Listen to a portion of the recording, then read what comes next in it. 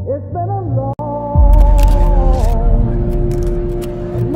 time coming, but I know 1968, Dr. Martin Luther King was killed in Memphis, Tennessee. And it has been the commitment of National Action Network to always, in the month he was killed, to let them know they killed the dreamer. I have a dream today. They can't kill the dreamer.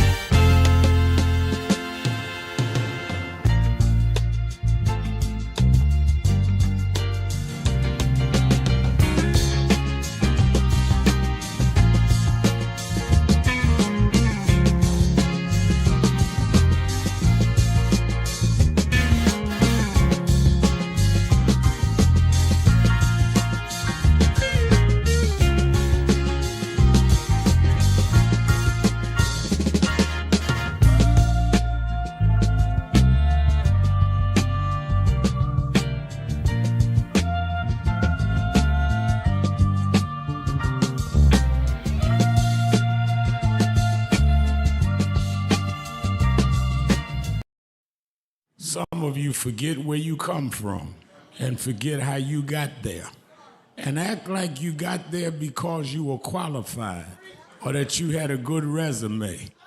But some of us had to pay a price for your resume to even be read. Some of us had to take nights in jails and licks upside the head or shut out of boardrooms like Byron so you could walk down red carpets and act like you got there by yourself. So I received this award with a special place in my heart and on my shelf because I'm getting it from a freedom fighter who never forgot where he came from and how he got there.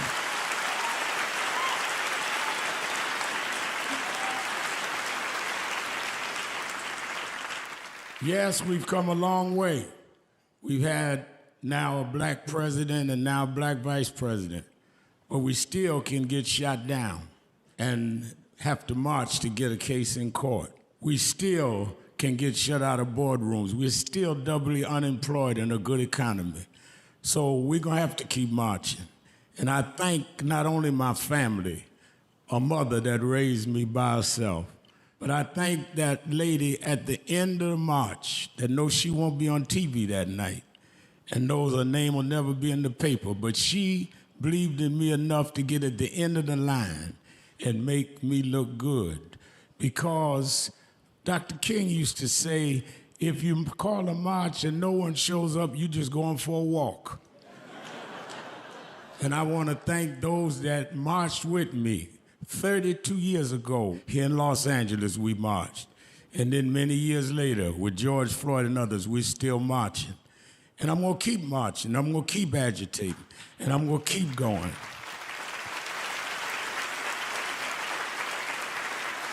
Until we don't have to do it anymore.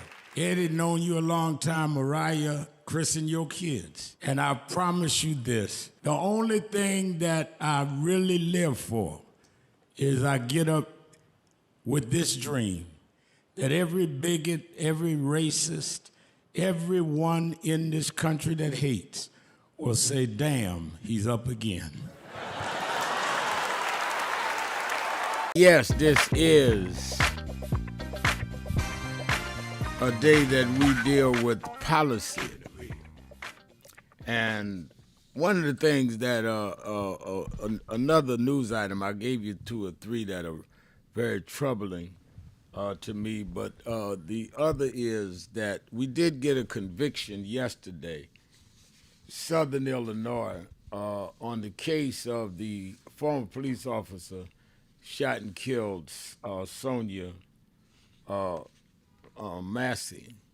And I announced it as we got late in the show. What is disturbing to the family by reports and me is they did not convict him of the murder, they convicted him of second-degree murder.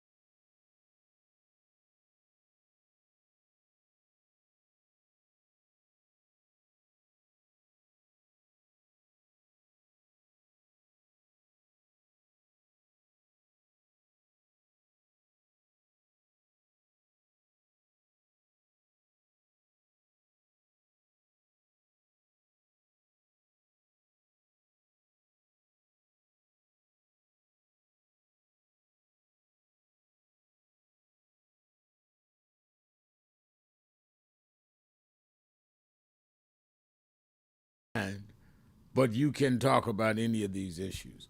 Let me say it is Thursday, so you know I'm already booking the show for the weekend. And with all of this hanging, I shouldn't have to stress too much the importance of you watching Politics Nation with Al Sharpton this weekend and encouraging all your family and friends, because a lot is happening. A lot of it's going to be decided by Saturday. So Saturday and Sunday, 5 o'clock Eastern time, you need to be glued to the TV, because even if you hear something before my show comes on, I'm going to have the people involved and the explanation of what it means and what it doesn't mean. One of the things that I've come to see, a lot of times people hear a headline and don't understand, well, what does that mean? And what does that mean? What I'm saying that is, okay, you tell me something has been accepted or something has been rejected. Well, what are the ramifications of that? And that's what I deal with on Politics Nation. So make sure you watch Politics Nation with Al Sharpton, live at 5 p.m. Eastern Time, both Saturday and Sunday. And vital must-watch TV this weekend. And, of course, you that in the New York area, be with me and our Nan family Saturday morning at the Saturday Action Rally at the House of Justice in Harlem, 145th Street, Lenox Avenue, 9 a.m. to 11 a.m. I will be there. I expect our candidates for mayor to be there. This is the Saturday before Election Day, Tuesday. Many have already early voted. So be there early, I'm telling you now, because a lot of people are coming to get to hear what the candidates have to say and not say.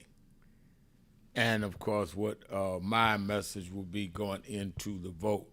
Got some important races around the country, not only the New York City mayoral candidate race, but you have the governor's race in New Jersey. You have the referendum on the ballot about redistricting in California.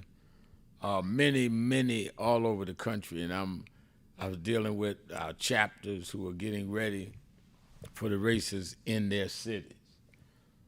So make sure you watch the rally if you're not in New York. Come if you're in New York. Watch if you're not on Impact Television, or you can go to www.nationalactionnetwork.livestream, and you can watch the whole rally. All right, let's go right to the phones. I have a lot of callers, and I want you to be succinct.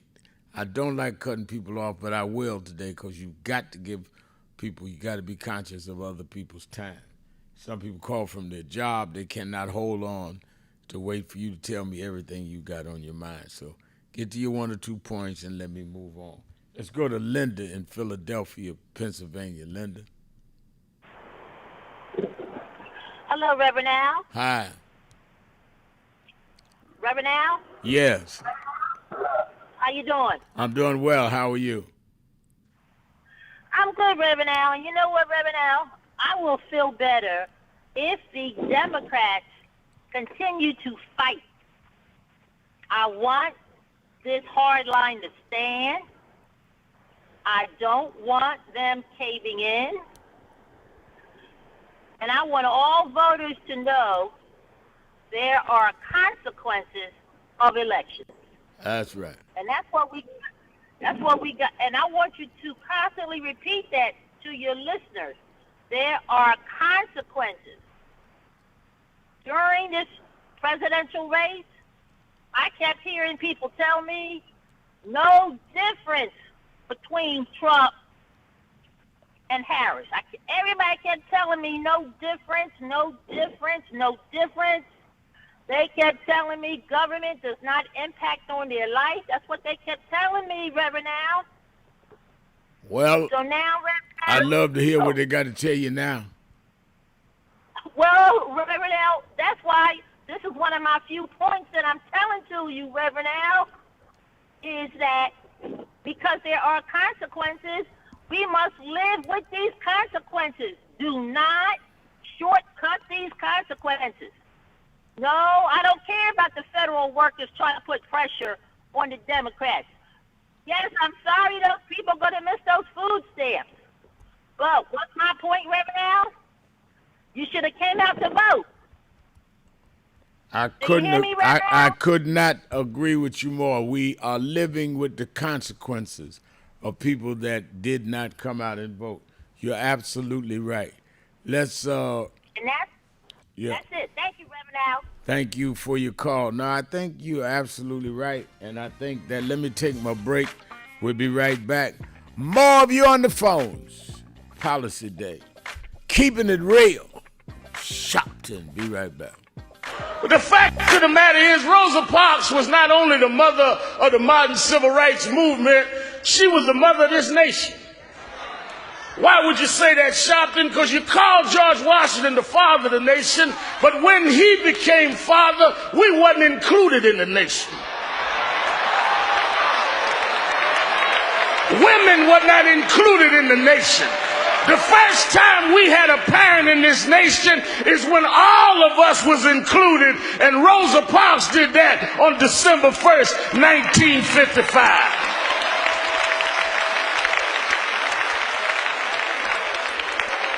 I heard somebody say Jim Crow is who she fought, and Jim Crow is still around. But Jim Crow is old. That's not who I'm mindful of today. The problem is Jim Crow has sons.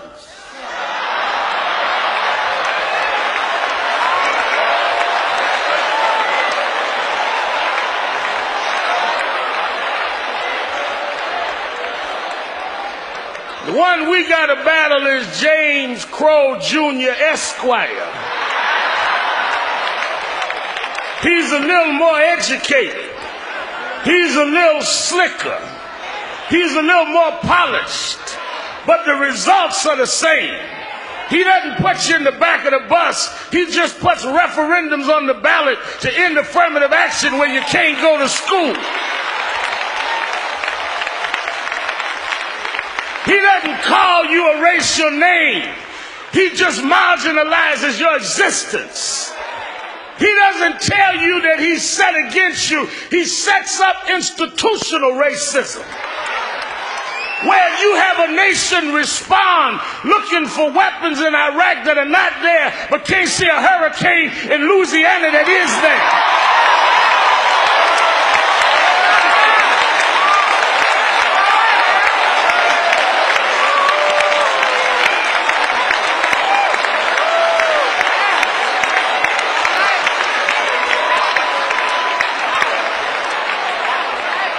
James Crow Jr. Esquire.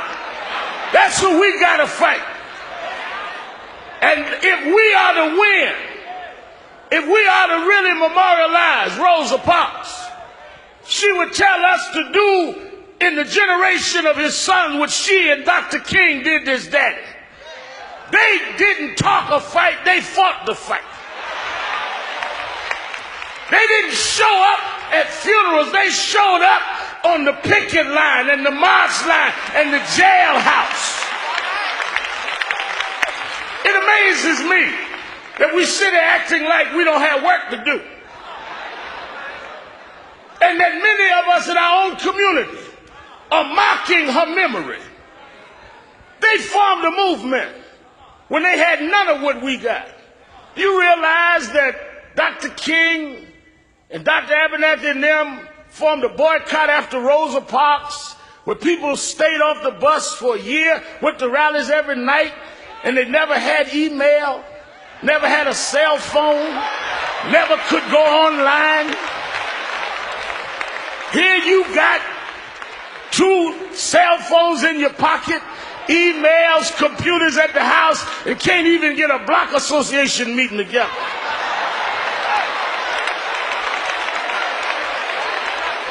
We've got so much more that they gave us, and we're doing so much less with it. They went to vote when people were threatening their lives. Medgar Evers was shot dead in his driveway. Left 3 children inside that never knew how it was to have a father in their adult years died to give us the right to vote.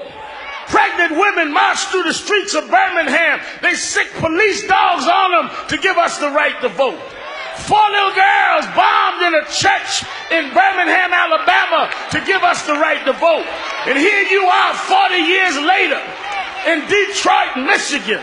No dogs biting you, no bombs going off, no bullets, too lazy and ungrateful.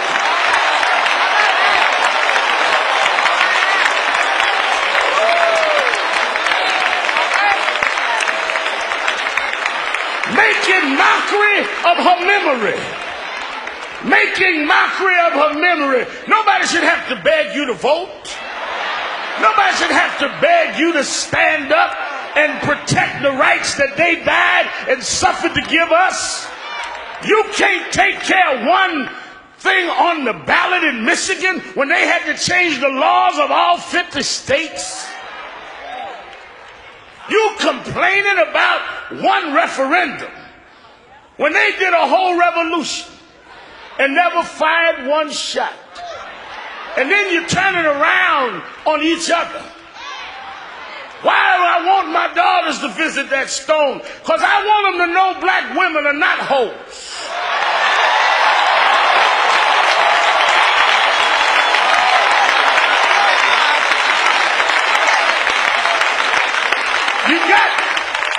You have music companies selling misogynist records to our children. Black womanhood was Rosa Parks sitting in dignity. She wasn't break dancing. She wasn't talking about pimp me out. She made the world respect her people.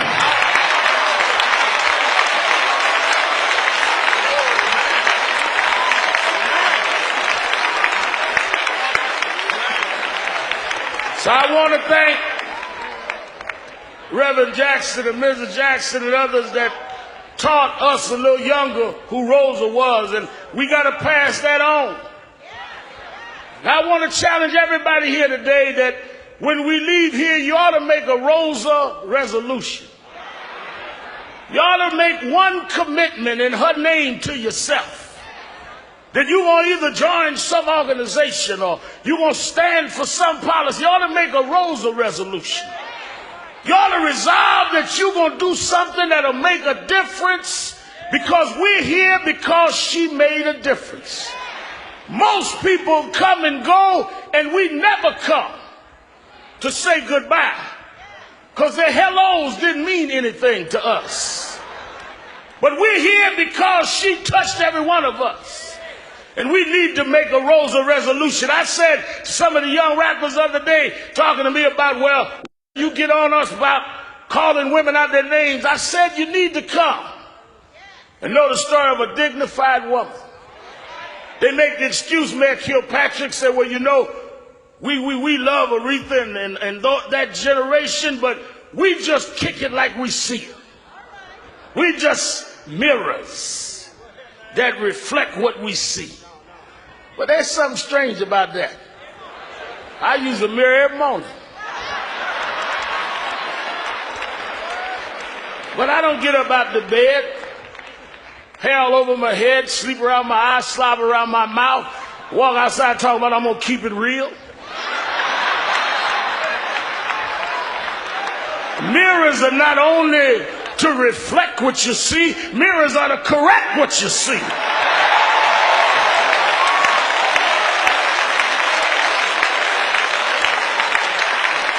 You need to make a Rosa resolution that we're going to correct what we see.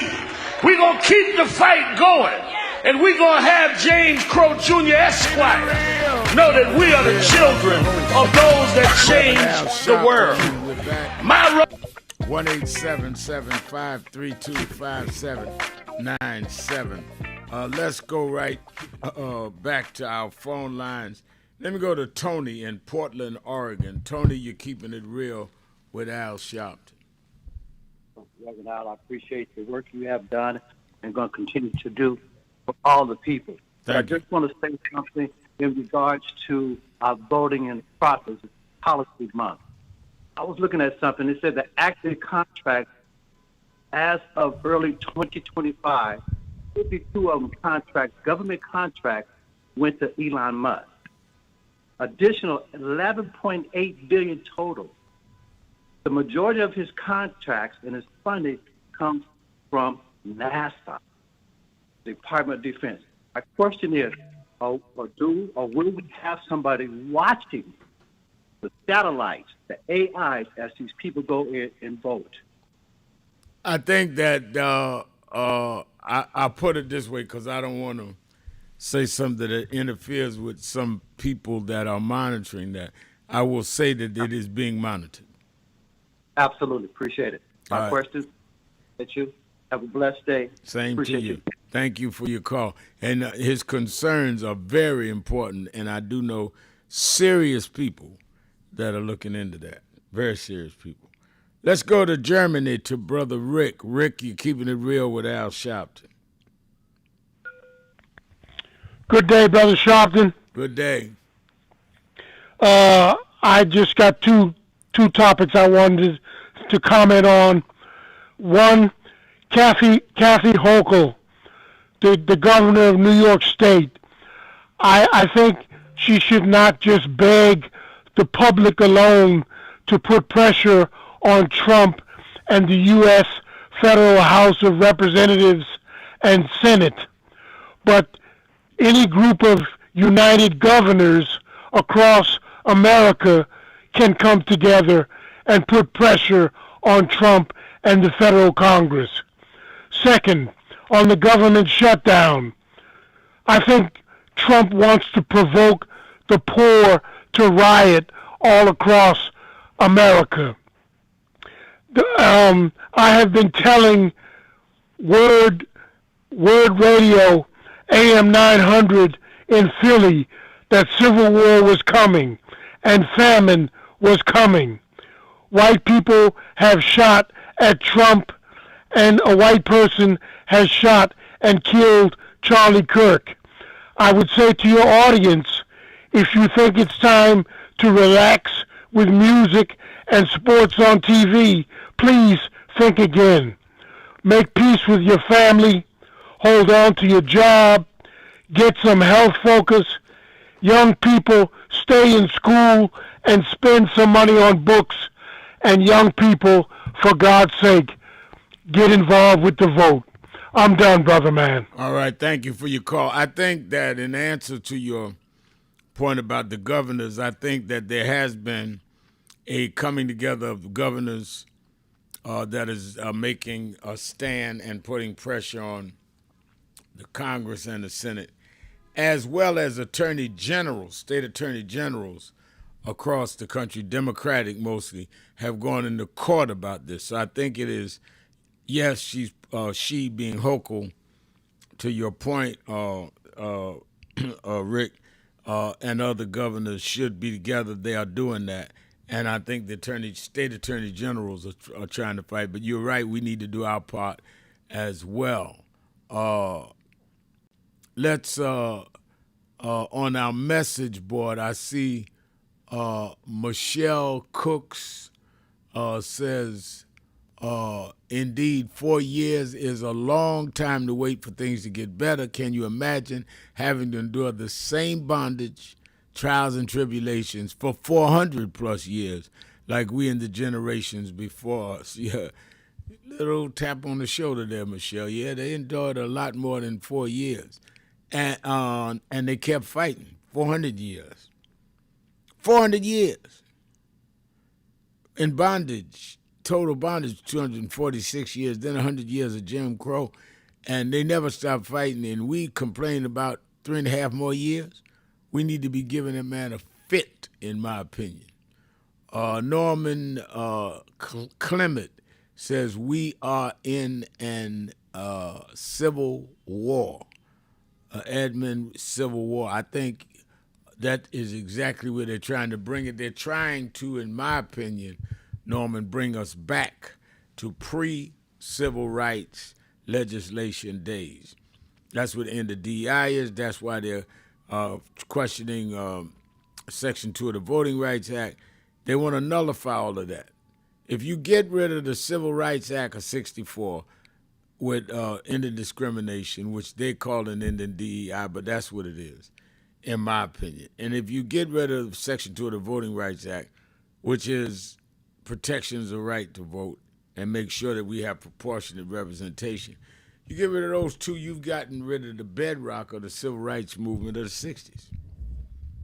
And they've tricked a lot of our young folks, including some conscious young folks, into saying, no, we don't want old school stuff. No, you want to preserve what you got old school and build on it. There's nothing revolutionary about fighting your mama and daddy. So I don't even understand why we go for that okie doke. You don't see anybody fighting but us. Let's go to Spencer in Little Mountain. Spencer. Yeah, hello, Reverend Al. I'm hoping I'm not bringing up something that really don't have no significance to it, or I'm overreacting. But look at this: the White House East Wing was historically destroyed here, or being destroyed. Now, here's my particular beef. Where is this historic waste going? You know yourself, Reverend Al, that when they tear down a regular building, they use that substance to build up docks and stuff. Where storms, have tore out something, they will pour that waste down into there. But let me tell you what I'm thinking seriously, I think Donald Trump is going to do. Have you noticed that every time you go to another country, they give him something? That prime minister, whoever that is, they offer him something historic. I got a feeling Donald Trump is going to bag or box the East Wing historic waste and give it to foreign leaders when they visit the White House. Now, I don't know if this something is there any value to me bringing it up. I'm trying to understand what you're saying. So you're saying you think he's going to give away the stuff they tear down, box it, and give it away as a gift? Right, because it's really historic waste. That's something we should be put it somewhere in an airline hangar or something, and we save it to issue it out to people that really care about our history and everything. But I think what Donald Trump going to do with it is use it to give it to foreign leaders. Say this once was part of the White House. In other words, signifying what he built is now America. I mean, it's very possible, but thank you for your call. I mean, it's very possible, Spencer. The last thing I'm worried about is what he gives away as a gift. I'm more concerned that while we're talking about a shutdown and people losing their snap, what we're losing more than what he does with the dust from doing what he's doing to the East Wing. I understand your point, but I think we have some real grave issues. Let's go to Disco Brian in Philadelphia. Disco Brian. Thank you, Rev. Rev, let's start with some good news. Well, first, I think Democrats, to answer your question, should hold the line, not cave to the MAGA party's deceptive games. But we got to be an opposition party, a unified front. And Rev, I don't know if you've seen the poll numbers, but Kamala Harris has maintained the best poll numbers of any potential Democratic presidential contender for 2028. But Rev, we need to take her warnings far more seriously. She reminds us in every interview that we must aggressively, fearlessly confront the misinformers and disinformers. And I'm reminding us that those misinformers and disinformers are not only the MAGA right-white manosphere, they are their friends on the left, in the center. They are Christian, Jewish, Muslim, and atheist. And Rev, you talked about the young people who've fallen for the BS. Well, here's what I've got for you, Rev. And this is why I made the video, The Manosphere's Bernie Bromance, that's on YouTube. Here's a transcript from this month of Hassan Piker talking to his message board. Just like you have a message board, Hassan has a message board. So a black viewer, apparently, wrote this question and addressed it to Hassan Piker. And this is posted, if anyone wants to check it, on X Twitter by an account that monitors his stream called Flaccid Turkey Sausage, okay? And this is uploaded on October 16th. It says, he reads, "When is the last time you spoke about Sudan? I'm going to effing ether you," he says to this person. Then I'm going to quote him, Rev, before I go. "Any other black folk want to engage in radical activist language in this effing chat? Go ahead. Go post a effing clip about how much of an effing white supremacist I am. Suck my D, annoying dumb F, suck my effing C." And Rev, that's what the kids are listening to. I love you. Let's fix this. All right, let's thank you for your call. We'll be right back. Keeping it real. Sharpton, be right back.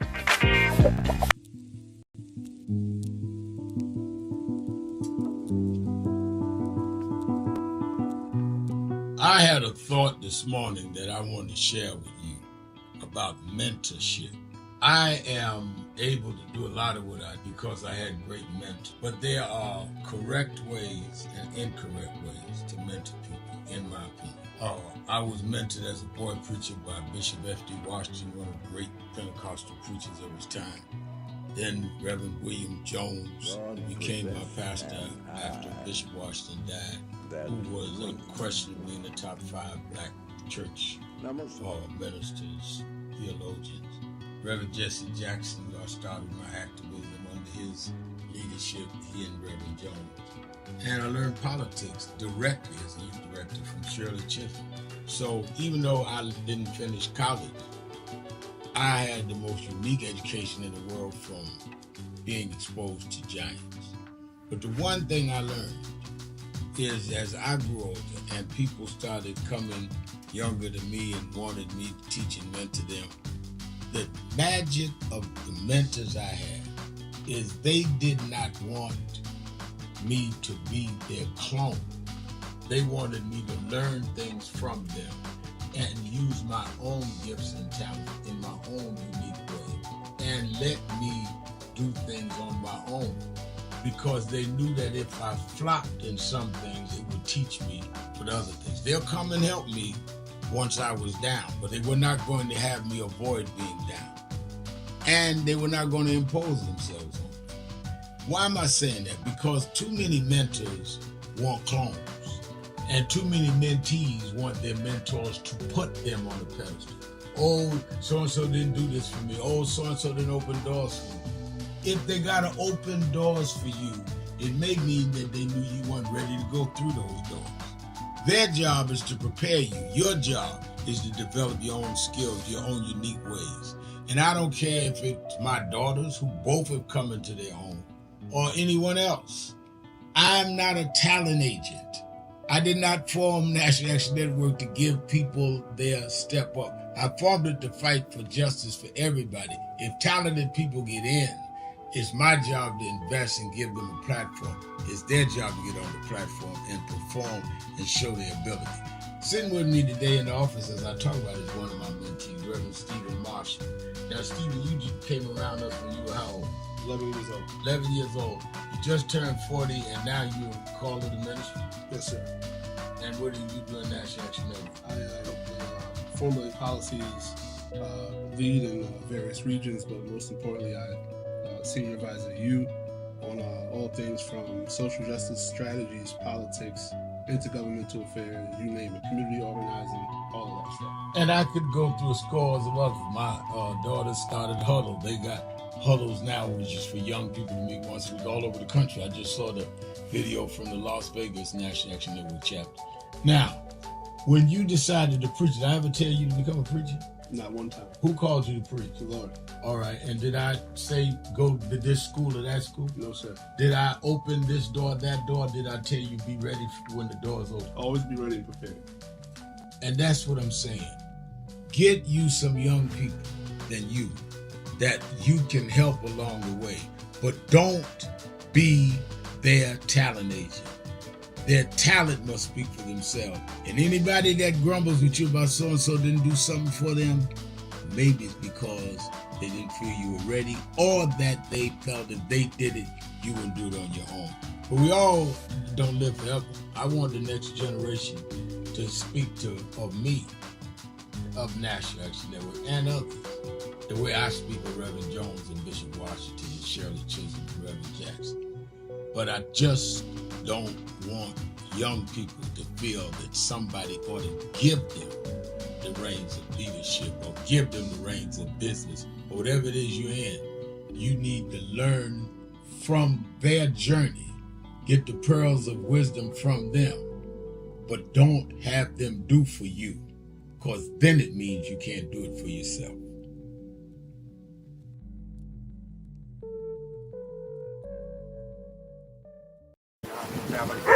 We have a short visit today, so we just wanted to greet you all and thank you for allowing us in. Yes, sir. We would go. Yeah, we was here. They were on the plantation. Our family was on the plantation. Wow. And that's, of course, that's the slave house. That's one of the slave houses. Sir, it's been 13 years. That's right. Good to How see you been? Doing fine. Good.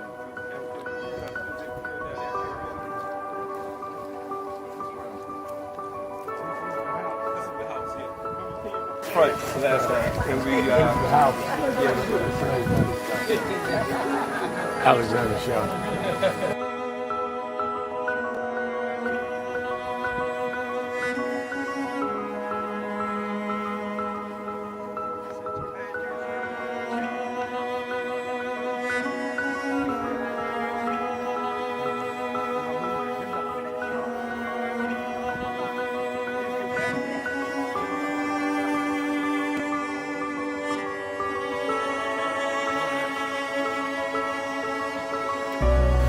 How many slaves were staying there? I have no idea. This is where they would have a slave. Yeah, that's when exactly. That was exactly.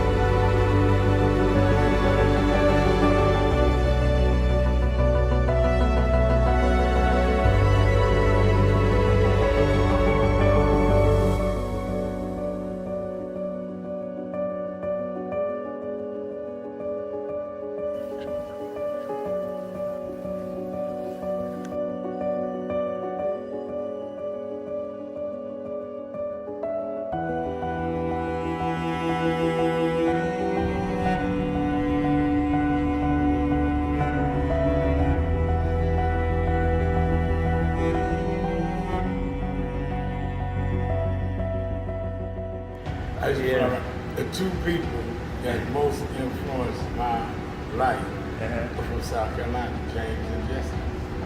Jesse right up the road with me. I went for his mother's funeral. Jesse walked me to my mother's casket. Wow. To South Carolina. That's the balance of my life, James and Jesse. Yeah. Civil rights, shoulders. But also where your people from too. Literally. Yeah, right. And when I knew Jesse was from James, I started president. Yeah. And James had died before I knew about him in South Carolina. Oh, really? Yeah. James died December 25th. He died Christmas Day, 06. And they came to do the story for February of 07. They came to me in January. His daughter swear that was his daddy and him pushing the information out. Wow. And I called Jesse and told him, do you know that my great-grandfather was a slave about 45, because Greenville right up to I-20. He said, I told you we was connected. That's why you got to listen to me. But,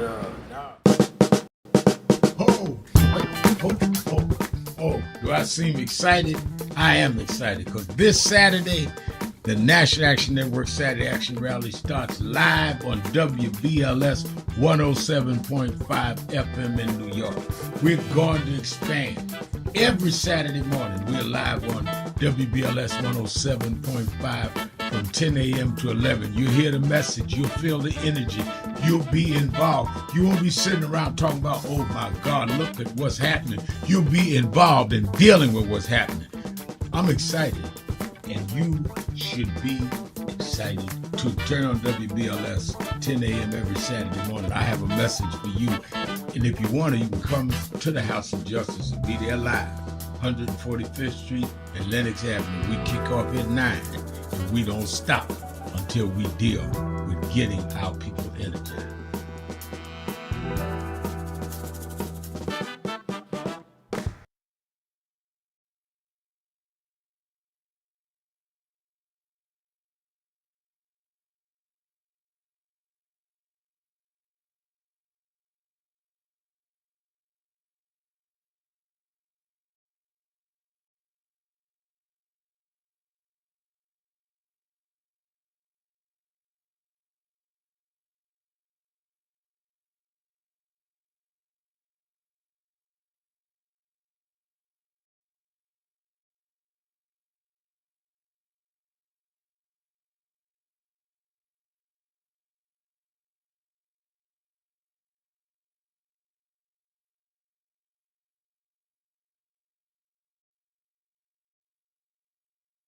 Leader, Reverend Al. You're live. Keeping it real, keeping it real.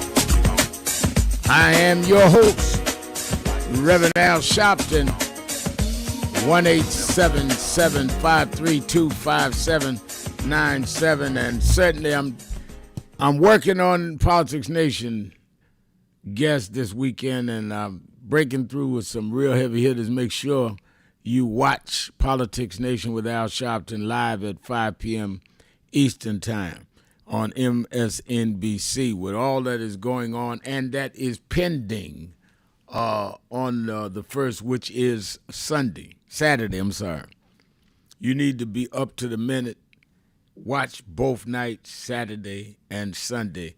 We're going to know what's going on with the premiums going up on the Affordable Care Act. We're going to know where we are with the SNAP programs. We're going to know where we are with the premiums. A lot is breaking between now and Saturday, so keep your ear to the ground. Don't get up Monday morning talking about what happened and you find out your premiums are up or your cousin can't get their SNAP food. Walk with us through the weekend. Watch Politics Nation with Al Sharpton live at 5 p.m. Eastern Time. And even if something has been resolved, don't guess at what the resolution was. That's why you ought to watch the show, because I'm going to break down what has happened, has not happened, with those that are in the room, the senators, members of Congress, or governors, as well as the experts to interpret it. Nothing more ignorant, or as my friend says, ignorant, than somebody that gets half an understanding of a policy and run out there trying to talk about what they know when they only got half of the understanding of a policy. Politics Nation, I'm going to break it all down for you this weekend, Saturday and Sunday at 5 p.m. Eastern Time. Then you that are in the New York, New Jersey, Connecticut area, meet me or beat me to the Saturday Action Rally at the House of Justice in Harlem, 9 a.m. to 11 a.m. in the village of Harlem, and we're going to have the rally. I'm going to focus a lot on what's going on with SNAP, what's going on with our values. I was at a press conference with Governor Hochul of New York this morning. How you deal with people's food assistance is a moral issue. We're going to deal with that this weekend, as well as the gubernatorial race in New Jersey. And the mayor's race in New York is the last Saturday before Election Day for those that have not early voted. I stress with people, early vote if you can. And I'm expecting candidates to be there Saturday to make their parting statement to the tri-state area. You got key races in New Jersey and New York. And make sure you that are not in the New York area, we're going to deal with some of the races in California, Michigan, other races, Pennsylvania. You can watch it live on Impact Television, or you can watch it live on nationalactionnetwork.net. Go to live stream and watch it live, 9 a.m. to 11 a.m. on this Saturday. All right, let's go to Cincinnati to Ozzy. Ozzy, you're keeping it real with Al Sharpton. Yes, my bishop, I'm going to try to keep it real. I see that in order for us to be able to pool ourselves in the black community up our bootstraps, the Democratic Party needs to focus on a couple of major issues. And I haven't seen much progress made in these issues here, and that is for the minority groups and the poor that voted for Trump, there should be a major outreach to them, especially now that SNAP has faltered. And we don't know if it's coming back next month or the month after. And the other thing is those who are in those same groups who are unwilling to vote, unwilling to stand up and help us pull ourselves up by our bootstraps. So when you say they ought to reach out to them how?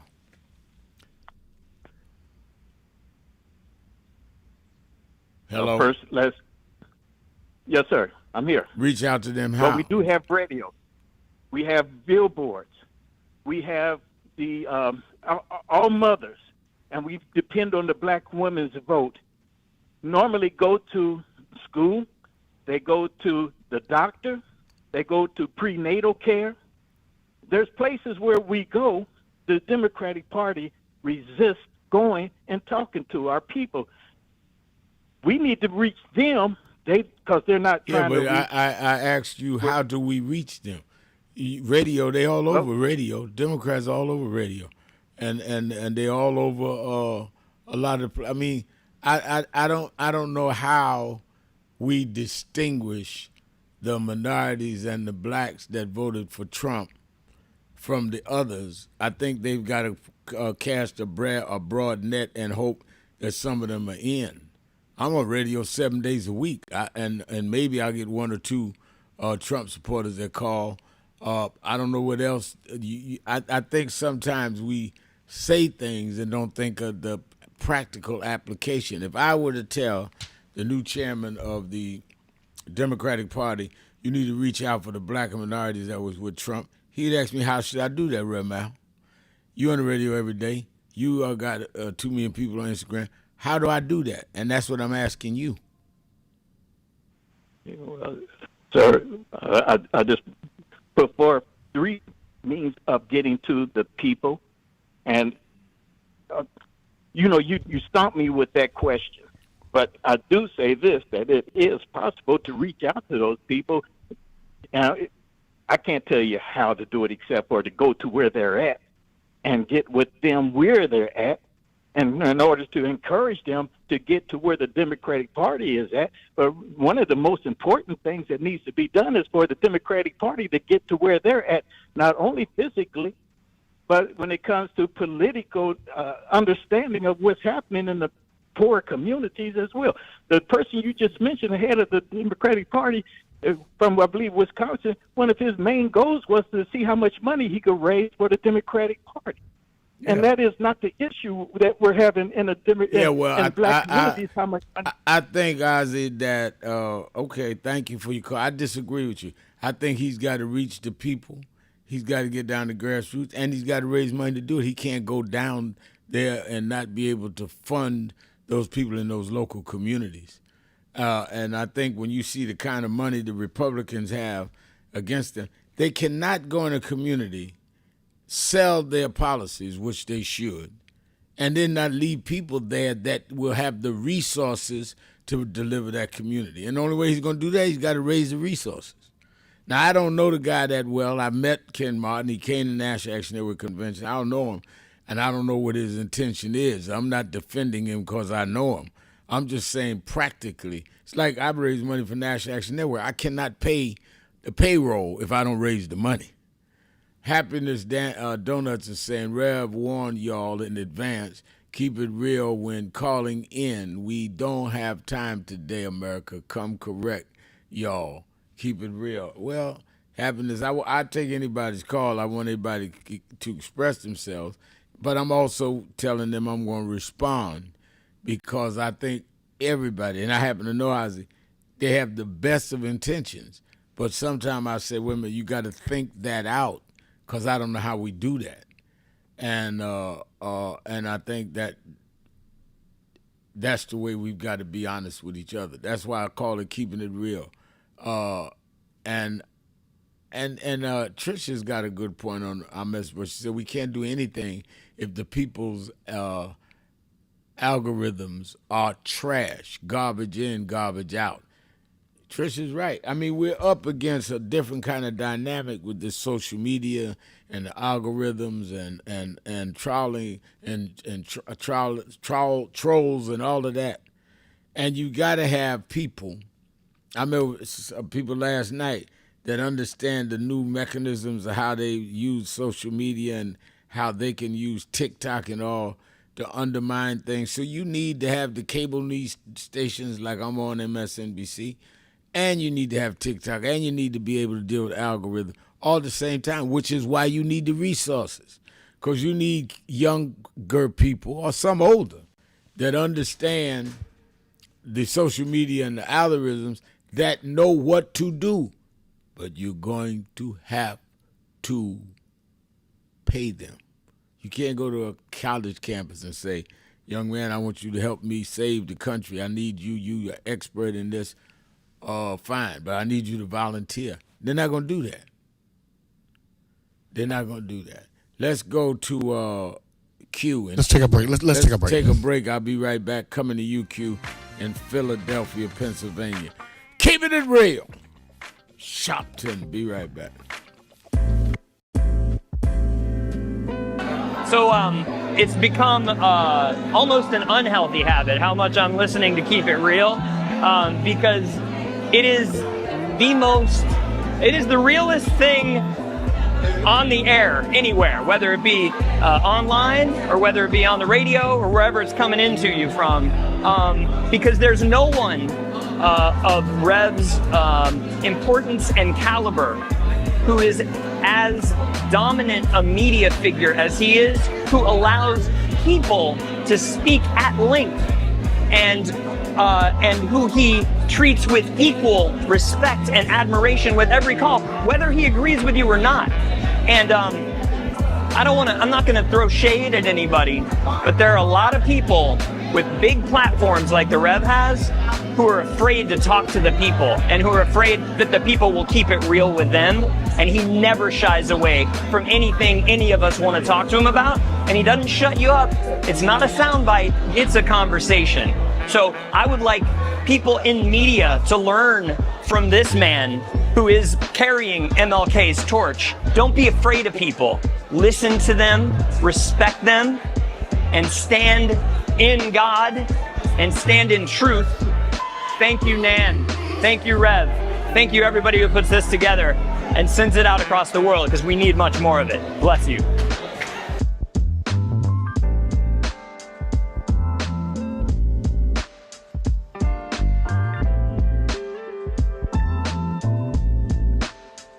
And I think that is extremely important about the funding. But I also want to add how they're changing what can be taught.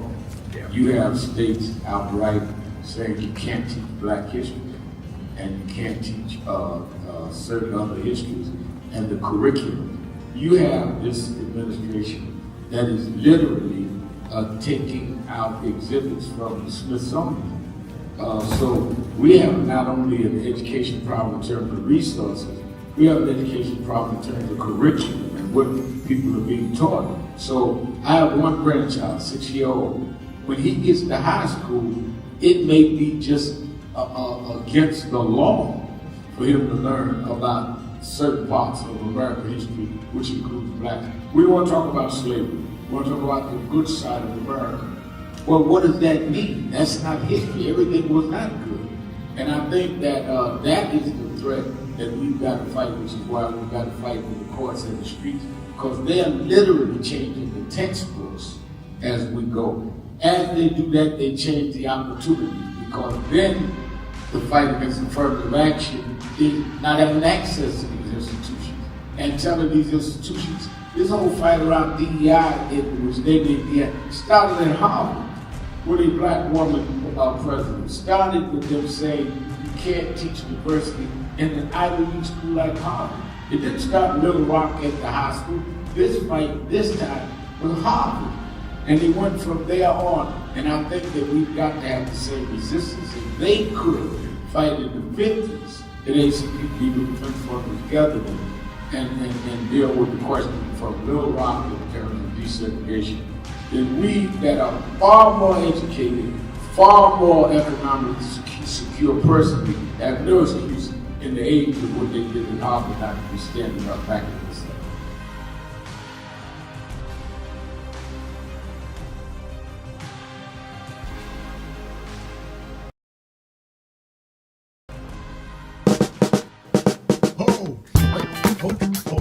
Oh, do I seem excited? I am excited because this Saturday, the National Action Network Saturday Action Rally starts live on WBLS 107.5 FM in New York. We're going to expand. Every Saturday morning, we're live on WBLS 107.5 from 10 a.m. to 11. You'll hear the message. You'll feel the energy. You'll be involved. You won't be sitting around talking about, oh my God, look at what's happening. You'll be involved in dealing with what's happening. I'm excited, and you should be excited to turn on WBLS 10 a.m. every Saturday morning. I have a message for you, and if you want to, you can come to the House of Justice and be there live, 145th Street and Lenox Avenue. We kick off at 9, and we don't stop until we deal with getting our people energized.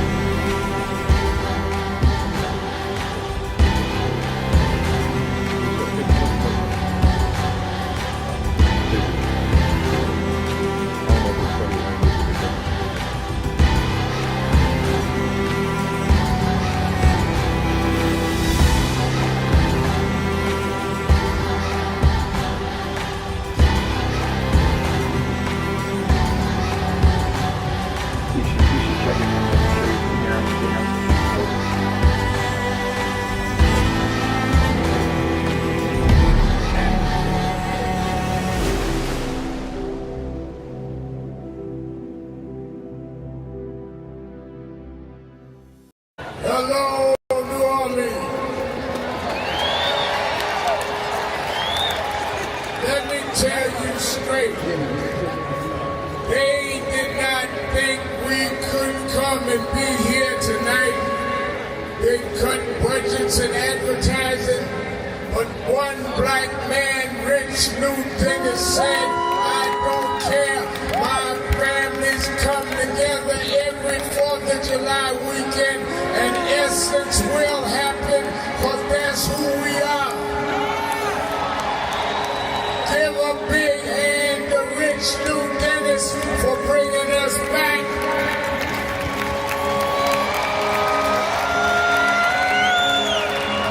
Why do we come? Because the essence of who we are is essential to what made this nation. We built this nation. We made this nation. We created the essential dollars that this nation lives off of. We don't care what bill they pass. We will not back up. We will not back down. We will not give in. We will not be chased out. We don't care who's in the White House. We will organize our house by house.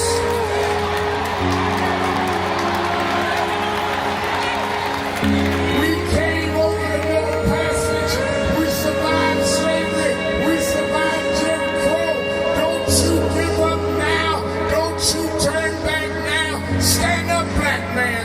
Stand up, black woman. Reclaim your dignity. Reclaim your place.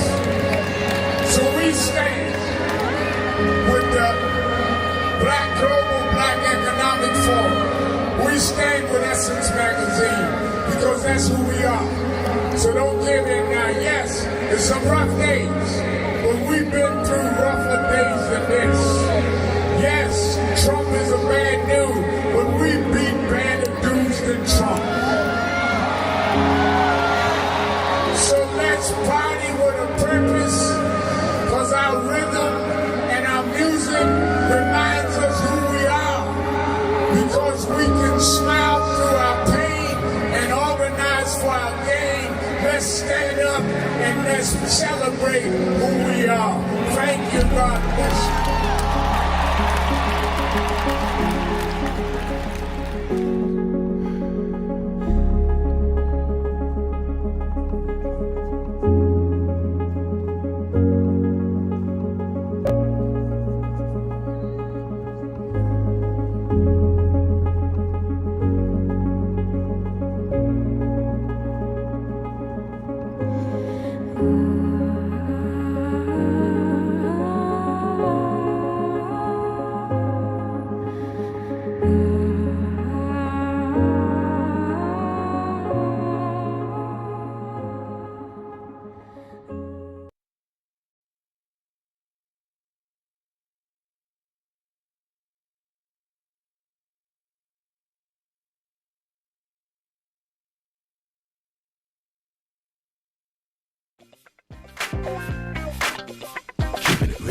Keeping it real, keeping it real. I'm your host, Reverend Al Sharpton, and we're back. 1-877-532-5797, 1-877-532-5797. And we're joined, as we are every Thursday at this last 90 minutes of the show, by our policy wonk, the CEO of the Protestant Welfare Agencies in New York, and the Vice Chairman of the National Board of National Action Network, Attorney Jennifer Jones Austin. How you doing, Jenny? Holding it together, sir. I'm holding it together. Good to be with you and with all of your listeners and your callers. Thank you. I'm going to Q in Philly, but I want to ask you first, give us, as I told the audience in the first hour of the show, and you knew from our speaking this morning, I was part of a press conference with the New York Governor, Kathy Hochul, that are coming in with some supplemental funds to try to help alleviate some of the pain on the on SNAP programs running out of money. She's come up with $110 million. Mm-hmm. She comes up with $110 million. I think they need like $800 million a month. Explain to our listeners, on a policy level, what exactly is the concern many of us have, escalating concern about November 1st, that one, SNAP will run out, and two, and what does that mean? What can states do, or is there nothing anyone could do? Why is it running out? Is it federal government not going to put up any money? What does that mean? SNAP will run out. And secondly, the whole debate around opening the government. Senator Thune, the majority leader of the U.S. Senate, is saying, open the government and we'll vote about and debate about, let you vote about the Affordable Care Act later or after it's open. And the Democrats are saying, no, if we open up and you had the majority votes, you will not make the reform. So what is it that can happen to the Affordable Care Act on Friday, on Saturday, and the SNAP if the government is still closed? And what leverage does the Democrats lose if they cave before that? Okay. So the first thing we got to remember is that SNAP, Supplemental Nutrition Assistance Program, is an entitlement program. And what that means is that it's a government responsibility, that the government has to provide a benefit to people who are at a certain level of poverty. In America, the way that we think about poverty is that an individual, one person who makes just, in terms of income, take-home income, about $17,000 a year is at poverty. SNAP funds food for that person if they make up to 130% of poverty, which would be roughly about, like, say, $20,000, $21,000 for a family of four. SNAP, you're eligible for SNAP if you make no more than, as a family, 2 adults, 2 children, if you use that family configuration, if you make no more than about $42,000 a year.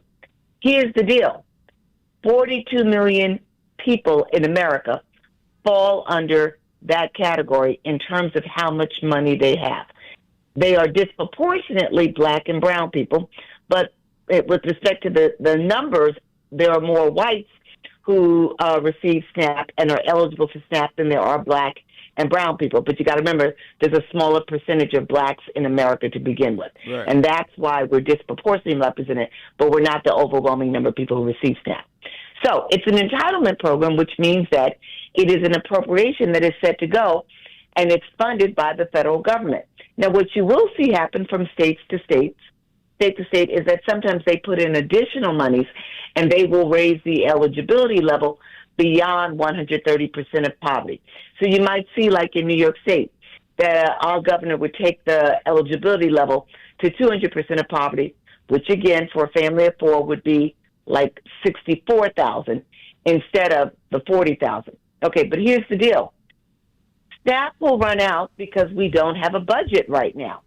And SNAP was being funded through October. If we run out of the money, it's at least about $9 billion. The states do not have that money. They can't completely make up the gap. They cannot just find the money and take care of people who will not have, some families, as little as $200 a month, but that's not insignificant. Some families, it looks like it's about, $1,500, $1,600, depending upon what the size of the family is. Now, SNAP is taking care of covering your fruits and vegetables, your dairy products, your meat products, what you need to be nutritious, like have good nutrition.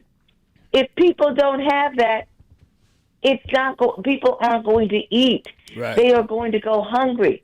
This is something that was established under the New Deal. We're going back decades. It's never gone without funding. And it is the largest anti-hunger program we've ever had. Now that's one What thing. they're Let doing right now- me stop you right there, because I think that needs to be said. I see Happiness Donuts is writing on our message board. My grandmother is on fixed income and looks forward to her food stamps, and that's right. The one thing that you touch on that Governor Hochul stressed this morning that I think is very true is that in government shutdown debates before, they never included SNAP. This is the first time food has been part of the debate. Usually that's untouchable. Usually that's untouchable. Ugly, and exactly, and we're talking about seniors, as someone wrote to you. We're talking about families with children. We're talking about people with disabilities, and overall, we are talking about the lowest in people with the least income in America. This is just it is evil. It is outright. It's ugly. It's vindictive, and it's manipulative. And what these people don't seem to understand is it's not just black and brown people. It is largely white people. They are actually hurting their own. States don't have this money to make it up. So what they're looking to do is, essentially try to see if, people, food pantries, soup kitchens run by churches are going to be able to put up more. But this is a government responsibility. Emphasis on entitlement program. That means when we have entitlement, that means it's a government responsibility. The government has the responsibility to feed its residents and its citizens. It has that responsibility, and they're shirking that responsibility. All right, let's let me get ready to go to take some calls. Evangelist Ramsey's writing on our message board, by the way, one of our great activists. Said, good afternoon, Reverend Sharpton. 96 weeks of DEI still standing. 15 showed up in the rain. 10 toes down. Still, the weather didn't stop us. Fight, fight, fight, vote, vote. We have the right. And every week for 96 weeks, National Action Network New York chapter has been out there in front of Bill Ackman's office, who started this anti-DEI thing, got rid of first black woman in Harvard. We've been out there 96 weeks. Good weather, bad weather. It's pouring down rain in New York today, and 15 were there with Reverend Stephen Marshall today and Evangelist Ramsey. And it warms my heart to see that people, that's what I'm talking about. We don't just throw conventions and big press conferences and all of that. 10 toes down on the ground all over the country. Our chapters, I was just reading where we're doing something in Chattanooga chapter. We're doing something in L.A. And it's about putting stuff in action. And I'm very proud of Nashville, Tennessee. Y'all doing some great work. Mm-hmm. Let me ask you, let me go to the break and we come right back because I want you to break down on what exactly is at risk with the Affordable Care Act, and then the rest of that, and then we'll go to the phones because a lot of people just talking rhetoric and don't understand. You broke down why SNAP is a danger. What is it that they're debating on the Affordable Care Act, and why some people like me are saying the Dems should not in any way break down. We'll be right back, keeping it real. Sharpton. Be right back. No justice, no justice, no justice. What do we want? What do we want? We are the sons and the daughters. We gotta stand up and make it loud. Just like our God told the Pharaoh, let my people go, go. We are a new generation from the ones who have come before. He's calling us into freedom. Let my people go, go. We never shine, never shade. Give me a papa God, make the heavens. If you don't say you know I'm trouble, let my people go, go.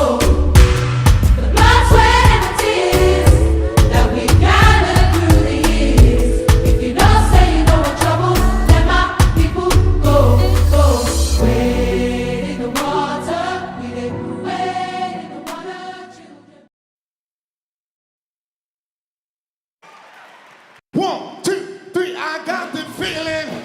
Hey, baby, baby, I got the feeling. How I got that feeling, yeah. Hey, hey, got that feeling, y'all. Come on. Feeling, baby. Oh, I got the feeling, y'all. Can you put your hands together? I got the feeling. Oh, won't you say, baby, baby, I got that. Ah!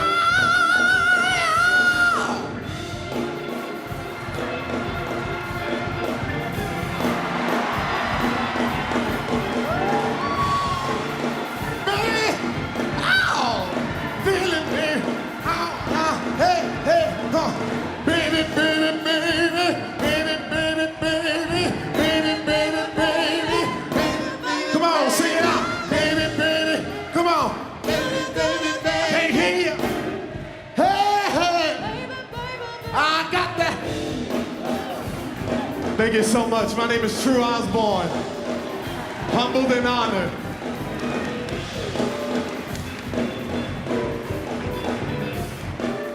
All right. No justice. No justice. Well, they said that we couldn't do it, but all the world can see that when we come together, when we rise above our differences, we can come and show an effort that no one can stop. Let us first salute Minister Louis Farrakhan for making a call that reached all of us and has shaken the world. Let me say this. When we hear the word today, when we leave here this evening, we are not leaving having had just a rally.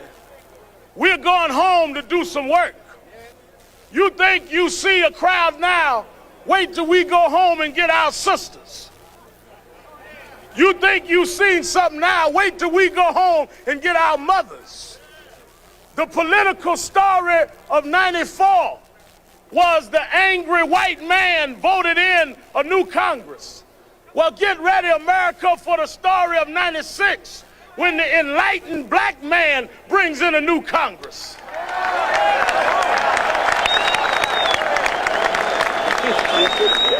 It's time for Mr. Gingrich and the angry white man who are angry at the wrong people.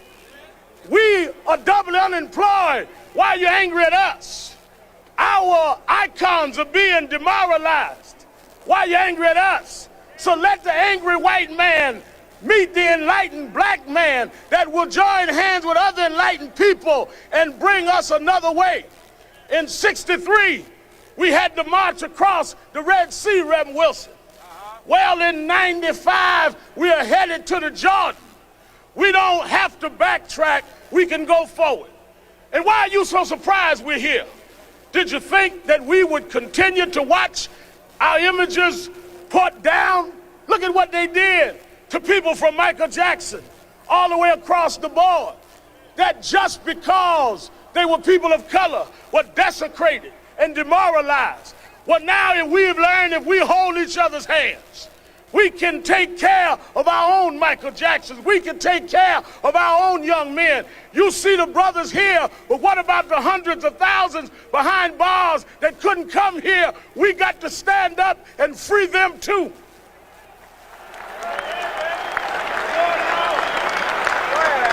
OJ is home, but Mumi Abu-Jamal ain't home. And we won't stop till all of our people that need a chance in an awkward and unbalanced criminal justice system can come home. I end by saying this. 1988, there was a preacher that ran for president named Pat Robertson. He got 2 million votes. There were those young people and ministers and others that took those 2 million votes and in 94 took America. Well, in 88, Jesse Jackson got 7 million votes.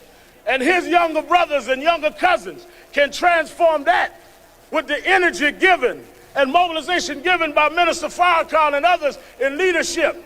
And we can change 96. We can straighten out tricks in 96. We can straighten out tricks in 96 if we come alive in 95.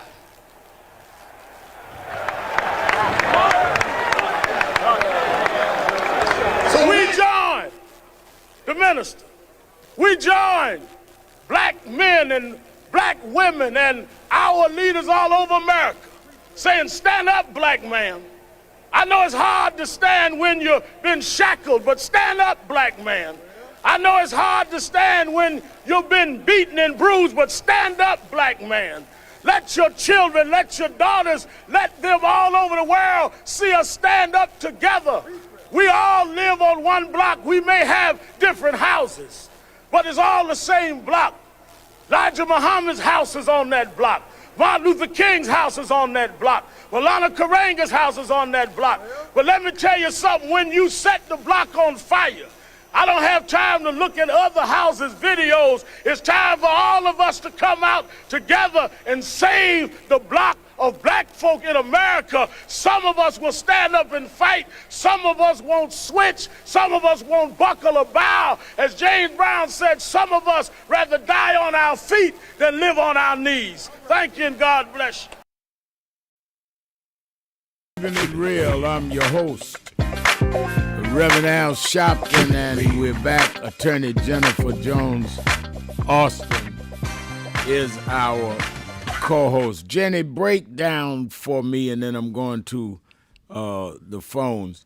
Break down for me and our audience quickly, what is the actual debate around the Affordable Care Act? What's at risk November 1st, day after tomorrow, and why the Democrats are saying they cannot risk trusting the Democrats to vote on this. I mean, the Republicans to vote on this after the 1st.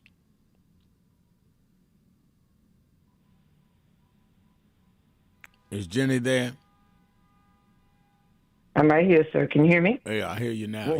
First, what we need to understand is that the Affordable Care Act was the act that Obama passed to ensure health care coverage for every person living in America. When it was passed, it was determined that there were many people who were not able to receive health care from employer-sponsored programs, but they also were not eligible for Medicare or Medicaid.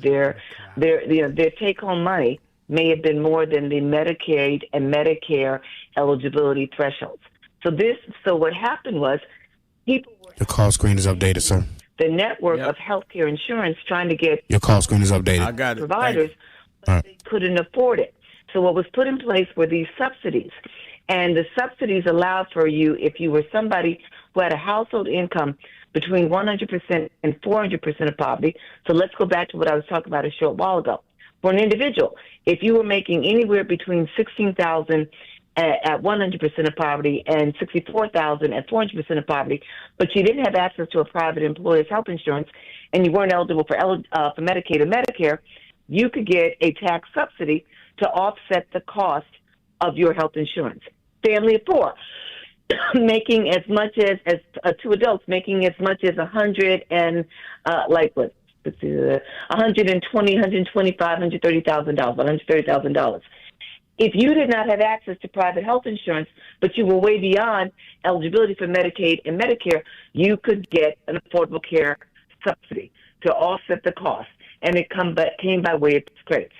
When COVID hit, Biden made sure that he expanded that eligibility so that people who were above 400% but still weren't able to pay for health insurance would be able to be insured with health coverage. What is happening is that those expanded premiums are about to expire. If they expire, wait a minute. The expanded premiums from what Biden had added? Yes. Okay, go ahead. They're about to expire. And if they expire, then many people are going to cause enhanced premium tax credits. If they expire, many people are going to go without health insurance. Now, the problem here is twofold. It's not just the people who were receiving these credits, but remember, they were receiving the money / tax credits. They were using private health insurance. And so what happens is the more people that buy in to a private health insurance system, the lower the premiums are for everybody. So the concern is twofold. The people who are not going to be able to afford health insurance because they were receiving these subsidies, these enhanced subsidies and eligibility, they will no longer have health insurance. But additionally, premiums are expected to rise by as much as 40% for everybody else. Right. So you can be working, right, and you may be making, $70,000, $75,000, having a hard time making ends meet already. Say you're living in New York, you may, or Los Angeles, you may be already with $75,000 having a hard time making ends meet. If the subsidies go away, even if you're receiving private health insurance through your employer, your premium may go up by 40%, right? Which now makes you struggle all the more. So the ripple effect, it's the same thing with SNAP. Not only when people lose SNAP, if they lose it, are they going to suffer, but SNAP generates revenue, income, it builds local economies. So that bodega where you spend your dollar in SNAP, it's estimated that the bodega, their spending then turns to about $1.54. Well, it's not only the local bodega. Walmart says that a large part of its sales are coming from SNAP. It affects the general economy. All right, I got that. Let's go back to the phones because I haven't gone to phones in a while. Let's go to Q in Philadelphia. Q. Hello, Rev. This is Q from the Mind of Q. You can find me on Facebook. How are you? I'm doing very well. How are you? Oh, I'm doing, sir. Thanks for asking. Rev, I'd like to know your take on this, right? We have a president that is furloughing tens of thousands of people that are also taking the benefits of hundreds of thousands of Americans across this country, extension benefits. But he finds it necessary to build a $300 million plus extension ballroom to the White House that may even oversize the White House. He's just hopefully a temporary resident in there. How can he do this with no conscience of whatsoever? But he finds ways to take away the benefits to the black colleges and the colleges and the extension programs, but want to add a $300 million extension. Well, I to the think White House how like he that's does it needed. is how he does it is people voted for him, and those of us that warned about it did not vote against him. And I would think that he's going further than even the law allows him to, but there's not been a successful challenge to it. I think some of this stuff could be challenged and won in court, but the process is something that has to play out now. But I think you raised critical points. Thank you for your call. Let me go with my ace Boone Coon. He's been missing. Somebody asked about him the other day. Brother Frank on the west side that he says is We lost him. We lost him. He hung up. Frank's He not hung with up. us. Oh, I saw him on the board. I was going to. All right. If he calls back, let me know. Let me go to JJ in Arkansas. JJ, you're keeping it real with Sharpton and Jones Austin. Hi, Reverend Sharpton and Miss Austin. Hi. Hi. I'm calling. You know, I really don't understand how this president is getting away with so much stuff. He is robbing the United States, and he gonna get our money, and he gonna go to another country. He don't have our interests at hand, and he's a fella. I don't understand why he's in the White House and why he can't be impeached. He said he ain't getting out. Well, he can't be impeached because we didn't elect the Congress and the Senate where the majority would vote to convict him. That is why. And Eric, that is why we go ahead. keep saying you must vote. A lot of the people, and thank you for your call, JJ. A lot of people that are complaining now, Jenny, were the same people saying, I don't know why y'all telling me to vote, Biden's too old, Kamala's too woman, whatever. And we kept telling them, I don't care how old Biden is. Biden is functioning and doing much better than Trump will do for you. I don't care how much you're against women leading. This woman has shown strength to Trump. Now you're only in 8 months of Trump, and this man is risking SNAP, Affordable Care Act. We've already seen what he's done in terms of deportations, violating people's civil rights. They're on the verge of taking out Section 2 of the Voting Rights Act, which takes away really what the voting rights is. He's already toppled DEI. There's all this in 8 months. And I don't understand why people, what they don't understand. We told you, and it wasn't that I had no genie and a magic ball. He said he was going to do this. And people voted for him, and a lot of our people just didn't come out and vote against him. And that's what we got. He told us where he was going. Yeah. What did Maya Angelou say? When people tell you who they are, believe them, or show you who they are, believe them. That's right. Like he look, this is the man though who said he could stand in the middle of Fifth Avenue and shoot somebody and get away with it. Like, but he is played on the, people not thinking, not doing their homework, not being informed.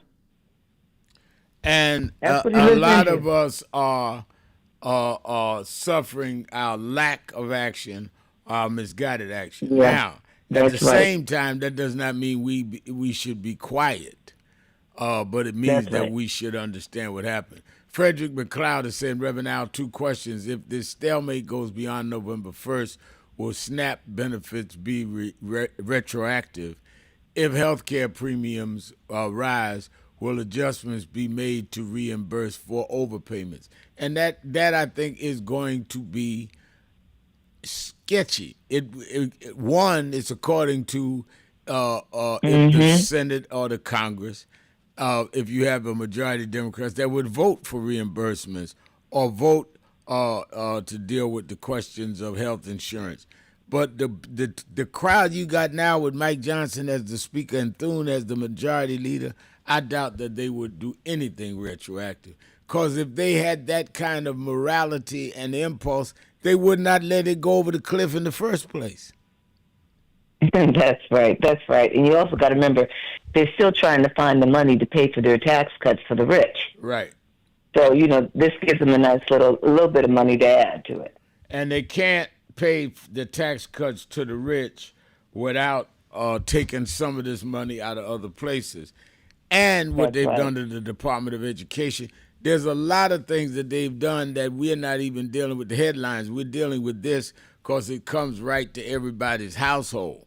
But they have restructured most of the government. It will take us, after Trump gets out, if a Democrat succeeds him, it will take 10 years to undo a lot of the mess he's done. Only because he was able to get the Supreme Court stacked, the majority of the Senate, majority of the House, and executive. So he's had complete control of government. But the alternative is to lay there and do nothing. And I'm not willing to do that. We just got to fight to deal with these things. Because guess what? We had to fight to get them in the first place. So we just got to fight to keep them.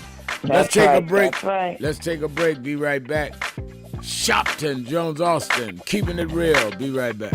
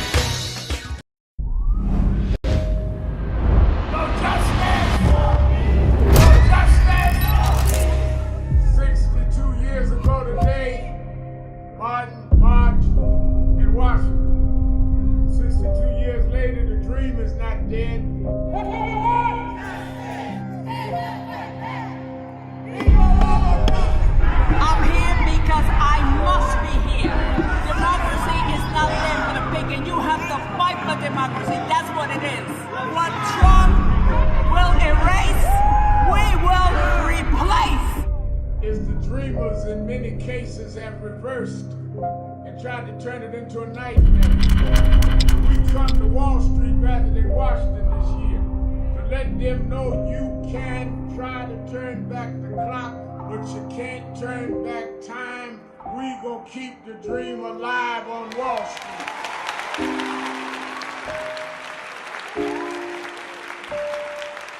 It's been a long time coming, but I'm 1968, Dr. Martin Luther King was killed in Memphis, Tennessee. And it has been the commitment of National Action Network to always, in the month he was killed, let them know they killed the dreamer. I have a dream today. They can't kill the dreamer.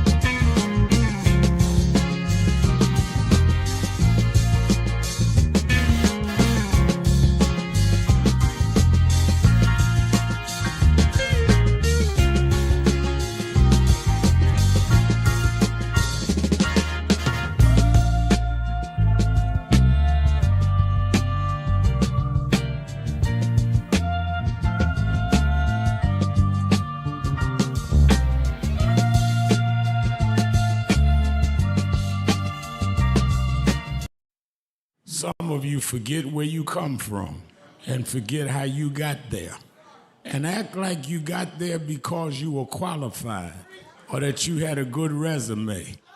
But some of us had to pay a price for your resume to even be read. Some of us had to take nights in jails and licks upside the head or shut out of boardrooms like Byron so you could walk down red carpets and act like you got there by yourself. So I received this award with a special, special place in my heart and on my shelf because I'm getting it from a freedom fighter who never forgot where he came from and how he got there.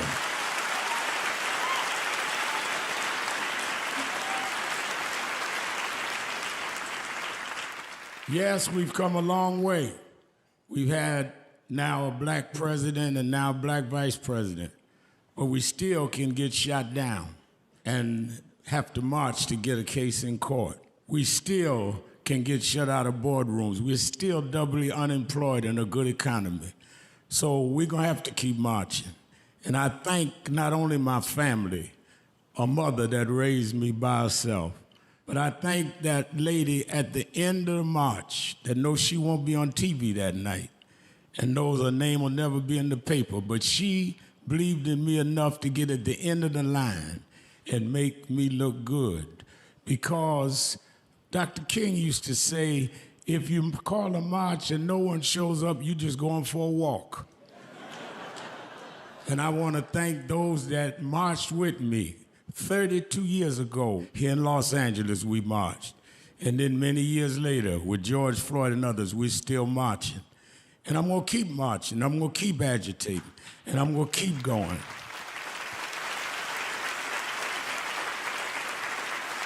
Until we don't have to do it anymore. Eddie, known you a long time, Mariah, Chris and your kids. And I promise you this, the only thing that I really live for is I get up with this dream that every bigot, every racist, everyone in this country that hates will say, damn, he's up again.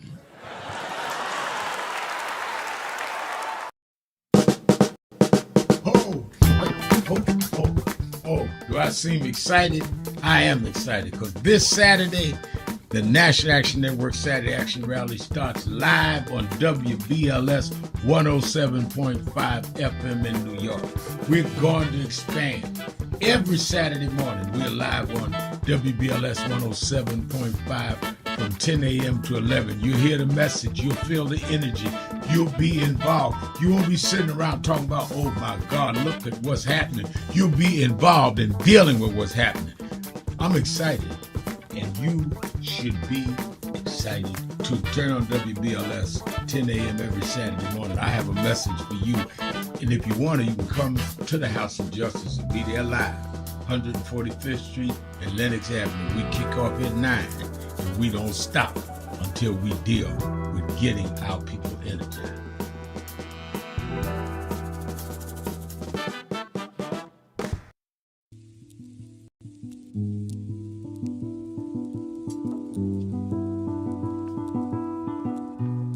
I had a thought this morning that I want to share with you about mentorship. I am able to do a lot of what I do because I had great mentors, but there are correct ways and incorrect ways to mentor people, in my opinion. I was mentored as a boy preacher by Bishop F.D. Washington, one of the great Pentecostal preachers of his time. Then Reverend William Jones, who became my pastor after Bishop Washington died, who was unquestionably in the top 5 black church ministers, theologians. Reverend Jesse Jackson, who I started my activism under his leadership, he and Reverend Jones. And I learned politics directly as a youth director from Shirley Chisholm. So even though I didn't finish college, I had the most unique education in the world from being exposed to giants. But the one thing I learned is as I grew older and people started coming younger than me and wanted me to teach and mentor them, the magic of the mentors I had is they did not want me to be their clone. They wanted me to learn things from them and use my own gifts and talent in my own unique way and let me do things on my own, because they knew that if I flopped in some things, it would teach me for the other things. They'll come and help me once I was down, but they were not going to have me avoid being down. And they were not going to impose themselves on me. Why am I saying that? Because too many mentors want clones, and too many mentees want their mentors to put them on a pedestal. Oh, so-and-so didn't do this for me. Oh, so-and-so didn't open doors for me. If they got to open doors for you, it may mean that they knew you weren't ready to go through those doors. Their job is to prepare you. Your job is to develop your own skills, your own unique ways. And I don't care if it's my daughters, who both have come into their own, or anyone else. I'm not a talent agent. I did not form National Action Network to give people their step up. I formed it to fight for justice for everybody. If talented people get in, it's my job to invest and give them a platform. It's their job to get on the platform. Keeping it real. I'm your host, Reverend Al Sharpton. Attorney Jennifer Jones Austin is our co-host. Let's go to number one. I put a couple aside that I wanted Jenny and I to respond to off the message board. And this one is the X Girl 86. I hope I'm saying it right. The Ab Time Girl. Is that an X or time? 86. Well, she know who I'm talking about. Says, I saw Reverend Al with a press conference with Governor Hochul declaring a state of emergency. The state you reside in will determine if you have food or not. And I think that her declaring a state of emergency loosens up some funds. She had started, when she called me about doing this press conference we did together today, she had found 11 million. She's up to 106 million. But that's taken from other budgets. Jenny, you've advised, guided policy in state government.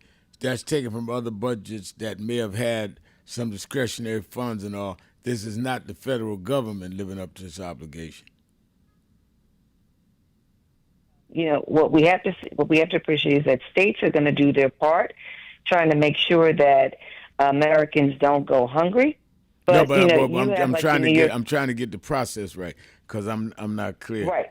That is not any federal money involved. This is money that they're finding from some discretionary funds or some other. That's exactly right. All right, good. Right, and so she's going to pull it. But the other thing I just want to say is $7 billion is what New York gets annually for SNAP. Right. So her $130 million is helpful, but it's not going to cover the gap. Now, I understand that. I was trying to answer her question about the process. Mm-hmm. Okay, I'm sorry. I understand that, and I said before you came on that she said that I think monthly or something like 800 million. This won't cover. This won't cover 2 weeks, but the process is important. That at least people around the country can say, well, at least the governor of New York is starting something. They can do the same with the process.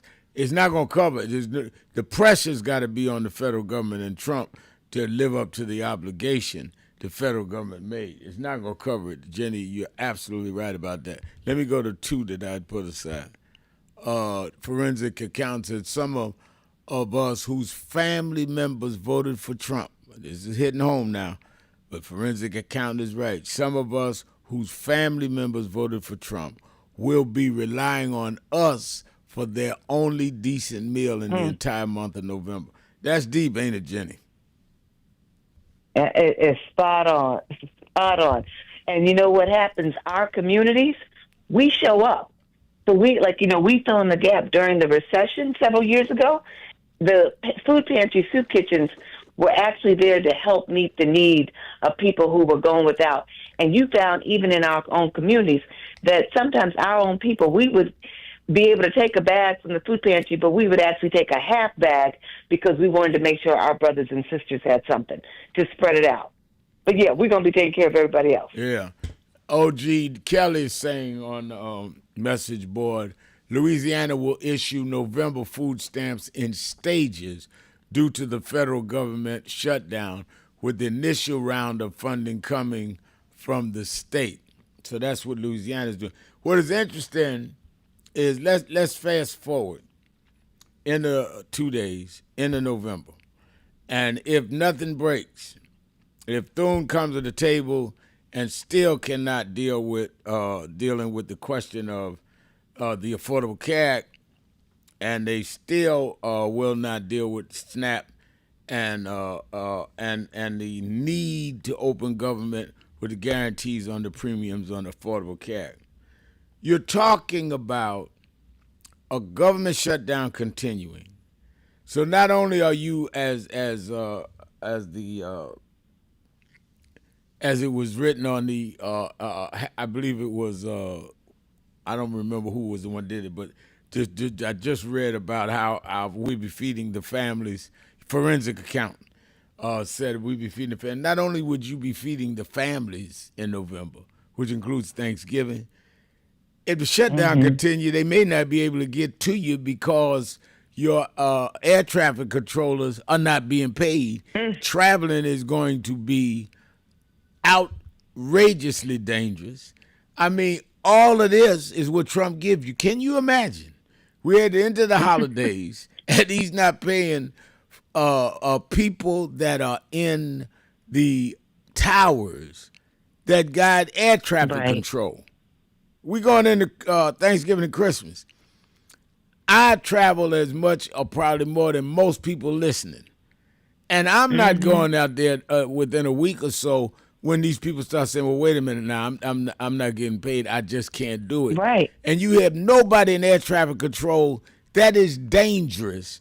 On top of the fact that if you do luck up and land, you got people that have no food because they're federal employees, haven't been paid in 5 or 6 weeks by then, or that they were being compensated with SNAP program. I mean, I don't think people understand how disastrous this is. And in the middle, I said this at the press conference this morning, in the middle of all this pending doom, this man talking about I'm going to spend $300 million on a ballroom. I mean, that's worse. Let him eat cake. Yeah. I was getting ready to say, let him eat cake, Marie Antoinette. That's in Southern. She didn't go that far. I'm going to knock down the walls. I'm going to knock down the east side of the White House while y'all are worried about all this, because I need to have a ballroom so I can party hardy with my fellow heads of states. I mean, how insensitive can you be? Yeah, and let me just say, there's one group you left out. When you get to the airport, TSA agents are right now working without pay. That's right. Calling in sick, resigning. And so, you don't know if you're going to have somebody sleepy on the job, and got to work longer hours because people have called in sick. And now you don't know what's coming through security. So if you can't take off, you don't know who's on the plane. Excellent. I don't mean to create hysteria. No, it's not. It's reality. I mean, this is real. Yeah. And the fact that it is within the realm of the possibility ought to make people say, what kind of mentality does this president and his culprits in the Senate and Congress have? This is crazy. Happiness Donuts is saying, ain't nobody getting on a Greyhound bus. I mean, if you do, and Happiness Donuts, as always, you bring up the right point. But if you do, you ain't going to want to stop on the road eating at these restaurants and stuff when you got people that got all these layoffs. So you don't even know what you eating. And I mean, it affects, the ripple effects is going to go into everybody in this country. And I don't think people get it. All because they want to overturn Obamacare. It's not that Obamacare is not effective. It's not that it is not needed. Right. These premiums, and Jenny broke down brilliantly where it came from and based on your income, based on what you do. None of that. It's because they want to be able to say we outlawed Obamacare because it was Obama. And I never will forget, I was in Arkansas, and I said to a lady, lady, I'm at the airport, Little Rock, and I spoke to her, and she said, I don't agree with you on most things, but I respect you've been out there for years. I said, well, thank you. White woman, Southern drawl. I said, thank you. I said, by the way, what do you disagree with me on, or what do you agree with me on? She said, I disagree with you on, she didn't say diversity, but on racial quotas, which I told her we can debate. She said, but I agree with you on the Affordable Care Act. I said, oh, so wait a minute. You agree with me on Obamacare? She said, no, I'm against Obamacare, but I'm for the Affordable Care Act. She didn't even know it was the same thing. Obamacare was the nickname of the Affordable Care Act. They're hurting their own people. But they're using the spooky ghost, Obamacare. So just saying Obamacare means this must be for the blacks, the browns. That's for them. No, more of them are benefiting from that. Mm-hmm. And it's crazy. They're going to pay for it, as we all pay for it first before they pay for it. Absolutely. And it never ceases to amaze me the ignorance they get away with. I remember in the end of the campaign, we all went out to say we're going to do some get out the vote campaigns. Nan did about 12 cities, and Urban League done some and all that. And we asked both parties donate the help of this nonpartisan. Republicans, of course, didn't give anything. The Democrats, I think, gave Urban League $2 million, gave another group $1 million, gave National Action Network $500,000, and these imbeciles said, "Oh, they paid Sharpton $500,000 to interview Kamala Harris on this show." Kamala Harris had been on my show 3 times that year, and I didn't get a dime of the $500,000. They paid for the tour, like they did other civil rights groups. But when you are blinded by just misinformation and race, or just throw anything out there, and you got people to this day, did they pay Sharp to go? Well, then why not get some money from them before when Kamala Harris and Joe Biden did my show? It's just insane. But they play on people, and their own people ought to say, wait a minute, don't tell me nothing ignorant like that. That's ignorant. You can follow Sharpton on Instagram every day, flying all over the country. Somebody's got to pay for that. That ain't money going in his pocket. So I think that people just are going to be shocked into reality if they don't stop this man by Saturday. And we're already at 3:12 Eastern time in the afternoon on Thursday. So I don't know what they're going to do, but they got a lot of time to turn it around. Let's take a break. We're coming back. More of you on the phones. 1-877-532-5797. 1-877-532-5797. Sharpton. Keeping it real. Be right back. The fact of the matter is, Rosa Parks was not only the mother of the modern civil rights movement, she was the mother of this nation. Why would you say that, Sharpton? Because you called George Washington the father of the nation, but when he became father, we wasn't included in the nation. Women were not included in the nation.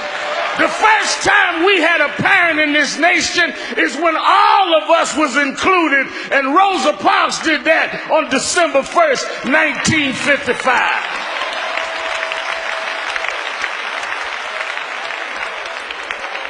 I heard somebody say Jim Crow is who she fought, and Jim Crow is still around. But Jim Crow is old. That's not who I'm mindful of today. The problem is Jim Crow has sons.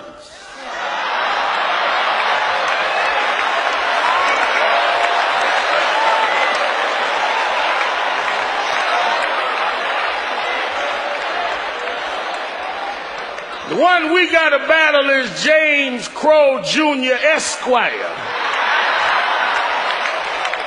He's a little more educated. He's a little slicker. He's a little more polished. But the results are the same. He doesn't put you in the back of the bus. He just puts referendums on the ballot to end affirmative action when you can't go to school. He doesn't call you a racial name. He just marginalizes your existence. He doesn't tell you that he's set against you. He sets up institutional racism, where you have a nation respond looking for weapons in Iraq that are not there, but can't see a hurricane in Louisiana that is there.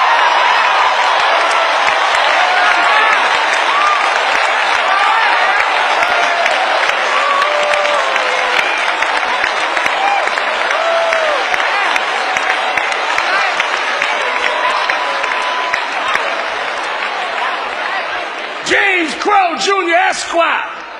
That's who we got to fight. And if we are to win, if we are to really memorialize Rosa Parks, she would tell us to do in the generation of his son what she and Dr. King did to his daddy. They didn't talk a fight, they fought the fight. They didn't show up at funerals, they showed up on the picket line and the march line and the jailhouse. It amazes me that we sit there acting like we don't have work to do. And that many of us in our own community are mocking her memory. They formed a movement when they had none of what we got. You realize that Dr. King and Dr. Abernathy and them formed a boycott after Rosa Parks, where people stayed off the bus for a year, went to rallies every night, and they never had email, never had a cell phone, never could go online. Here you got 2 cell phones in your pocket, emails, computers at the house, and can't even get a block association meeting together.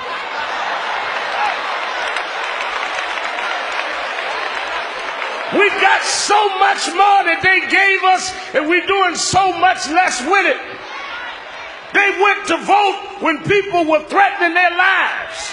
Medgar Evers was shot dead in his driveway, left 3 children inside that never knew how it was to have a father in their adult years, died to give us the right to vote.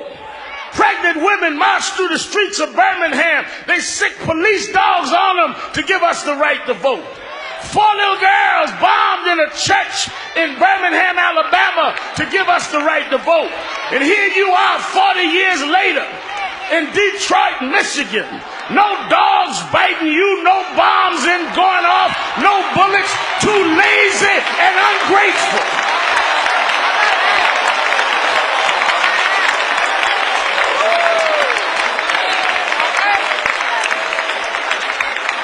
Making mockery of her memory. Making mockery of her memory. Nobody should have to beg you to vote. Nobody should have to beg you to stand up and protect the rights that they died and suffered to give us. You can't take care of one thing on the ballot in Michigan when they had to change the laws of all 50 states. You complaining about one referendum when they did a whole revolution and never fired one shot. And then you turn it around on each other. Why do I want my daughters to visit that stone? Because I want them to know black women are not hoes.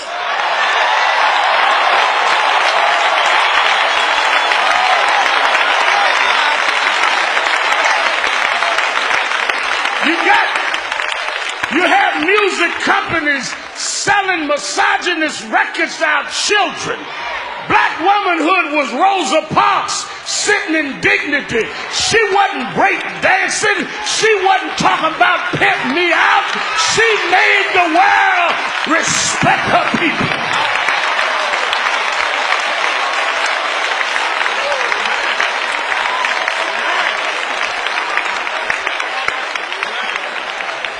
So I want to thank Reverend Jackson and Mrs. Jackson and others that taught us a little younger who Rosa was, and we got to pass that on. Now I want to challenge everybody here today that when we leave here, you ought to make a Rosa resolution. You ought to make one commitment in her name to yourself. that you're going to either join some organization or you're going to stand for some policy. You ought to make a Rosa resolution. You ought to resolve that you're going to do something that'll make a difference, because we're here because she made a difference. Most people come and go, and we never come to say goodbye, because their hellos didn't mean anything to us. But we're here because she touched every one of us. And we need to make a Rosa resolution. I said to some of the young rappers the other day, talking to me about, well, you get on us about calling women out their names. I said you need to come and know the story of a dignified woman. They make the excuse, Mayor Kilpatrick said, well, you know, we love Aretha and that generation, but we just kick it like we see it. We just mirrors that reflect what we see. But there's something strange about that. I use a mirror every morning. But I don't get up out the bed, hair all over my head, sleep around my eyes, slobber around my mouth, walk outside talking about I'm going to keep it real. Mirrors are not only to reflect what you see, mirrors are to correct what you see.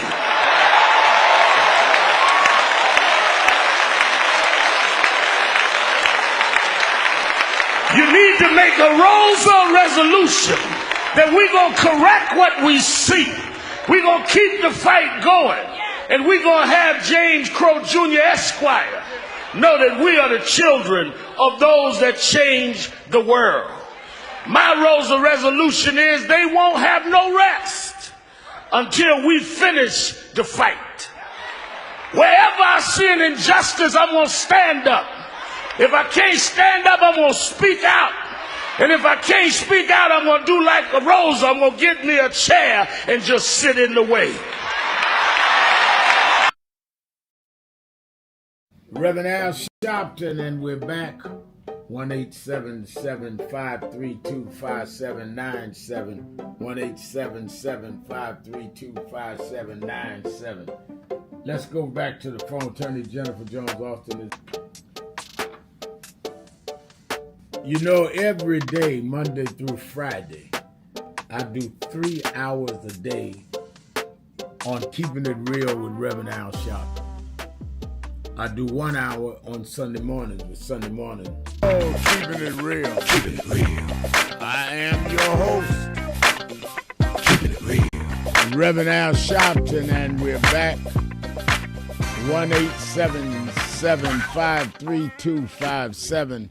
1-877-532-5797. Jennifer Jones Austin is our co-host, as she is every Thursday for Policy Day. Let's go back to the phone. Let's go to Cleveland, Ohio, to Brother Todd. Todd, you're Keeping It Real with Sharpton and Jones Austin. Hey, Reverend Al Sharpton and Jennifer Jones Austin. Yes, sir. So, at the bottom of page 13 of George Washington's farewell address, page 13, maybe the last paragraph and a half in the first part of page 14's farewell address, September 1798, George Washington warned about the abuse of power of political parties, which is where we are right now. And he talked openly about being concerned about how of parties gaining power to the point where they decide for petty reasons to take out revenge on the others. And he talked about how he was concerned about parties gaining power and being more focused on their own self-interest as individual entities, meaning the party, as opposed to the best interest of the common good. Mm-hmm. George Washington was talking about this, and he was actually, if you know the history of the Democratic Republican Party, which Madison and Jefferson founded in 92, Washington was talking to them.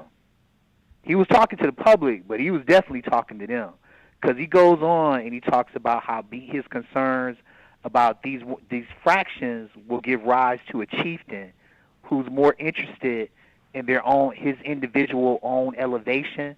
That's right there. This will give rise to a chieftain that will be more interested in their own elevation and will use unfounded jealousies and false alarms in order to move an agenda forward. This is concerning. George Washington was a hypocrite, but he got this right. He got this right. And the reason I'm bringing it up is not just to drive somebody back here to go read that, and I do want people to read it, but to point out some things here. These people are taxpayer-funded employees, all of them, every single one of them. And Congress has the privilege through the citizens' will to be protected from not being paid during shutdowns. Congress has gained that privilege, but the same people, the people that took the same oath that they took to work for the federal government and are required to work honorably are being denied funds that have already been sent to Washington, D.C. by the taxpayers. The money's there. This means there's some dereliction of duty here, and I believe that's where the focus should be more than anything. There's a dereliction of duty, and there's a misappropriation of funds. And I'm being strict in my language when I say misappropriation. The money's there. The money's being held back, and the money's being held back in order to move one group's self-interest over the other. If the states have to pull on emergency funds, not only should the states be refunded for having to pull on emergency funds, the states should be getting money back for services not rendered that have already been paid for. Now, isn't that true? The services have already been paid for to the federal government by the citizens and the taxpayers. Everybody that pays federal taxes isn't necessarily a citizen. But and then the services aren't being rendered. And if they make the claim that, well, the military is still in action, but part of the service was that the military get paid. It wasn't just that they be in action, and it wasn't just that the air traffic controllers be in action.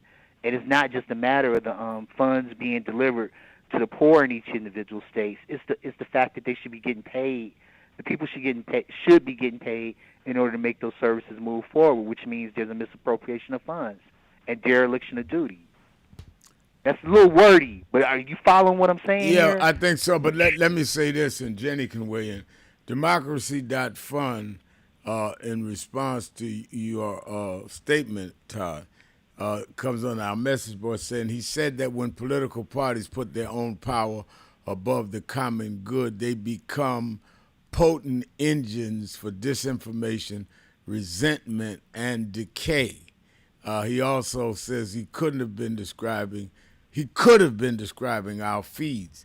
And I think that Disco Brian makes a good point there. And I agree with you. I mean, Washington was a hypocrite and a slave master, but he was right about this. And I think this is where we are, Jenny. We're in a position of misinformation, intentional. It's not that these people got it wrong.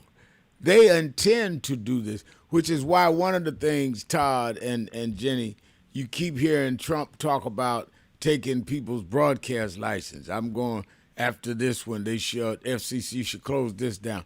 Comcast shouldn't have Al Sharpton on TV. Because if they can control the information flow where all you got is left is Fox News and Newsmax and all, they can sell any misinformation they want. And it ain't about me having a show or somebody else. It's about when they start deciding who is licensed to broadcast. And then you've got the guy that owns X, Elon Musk, being the richest guy in the world. We are not on our way to an oligarchy. We're almost there. Yeah. A chieftain that's more interested in his own self-elevation is right there.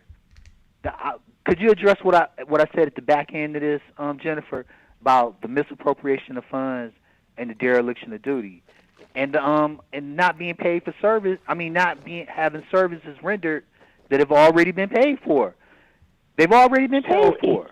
Yeah, it's not. So legally, it would not be considered a misappropriation because they haven't used the money intended for one thing for some other purpose. So it's not legally. I get where you're going. Now, it's withholding of funds. But then the problem that we have there is the argument that they would clap back with is that the Congress has to approve the budget. So there is no appropriation. There is no withholding if Congress has yet to approve the budget. That's why we're in this standstill. But building on your argument, what one might look at is programs like SNAP Medicaid, Medicare are entitlement programs, meaning that citizens of the United States, and in some instances, people who are not yet citizens, are entitled to some of these benefits. Right? Medicaid, people who are not citizens, undocumented, they're not, I should say undocumented, are not entitled. But where I'm going with this is that there may be, you might be able to be clever and come up with an entitlement right to sue, because these rights to these entitlement programs are guaranteed by the Constitution to every citizen. So if you are starving the people by not providing them with food supports that you are required to provide, there might be an actionable claim there.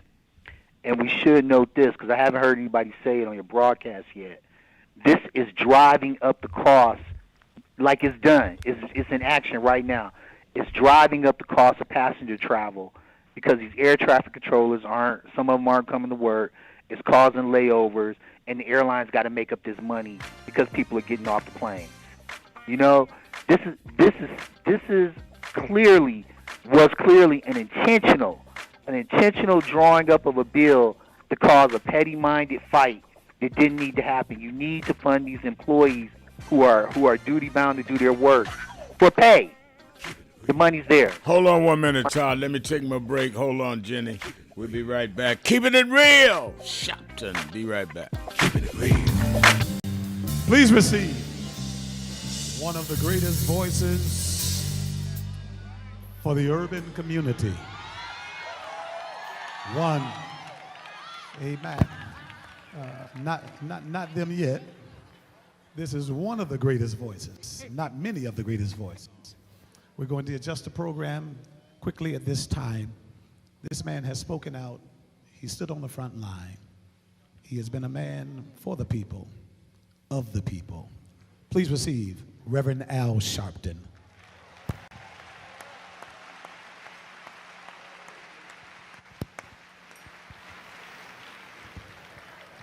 Thank you, Bishop.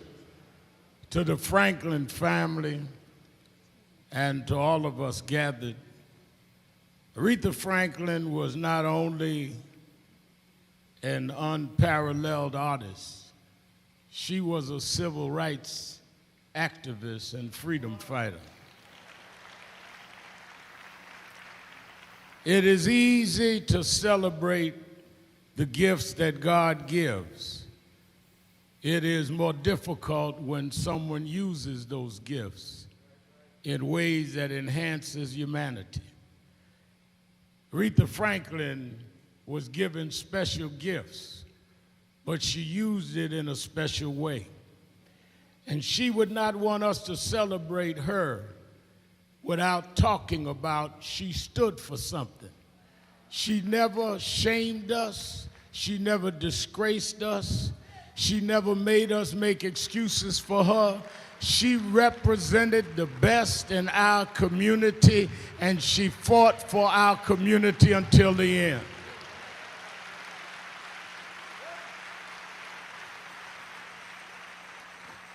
I first met Miss Franklin when I was a teenager.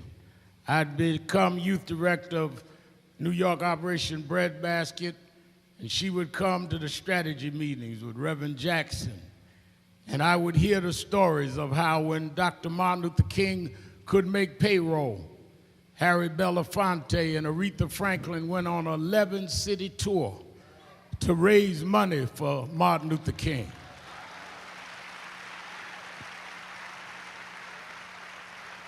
A lot of artists hang up Dr. King's photo, but Aretha went and raised money and gave it and worked free. Her daddy marched with Dr. King, and she never stopped supporting.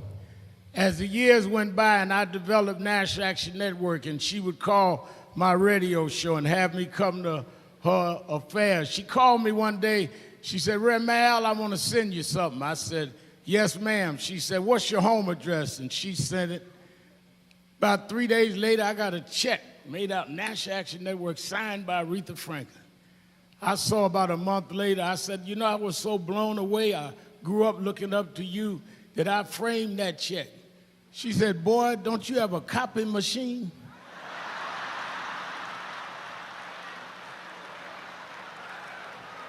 She said, you don't know how I am with my bank accounts. You better cash that check and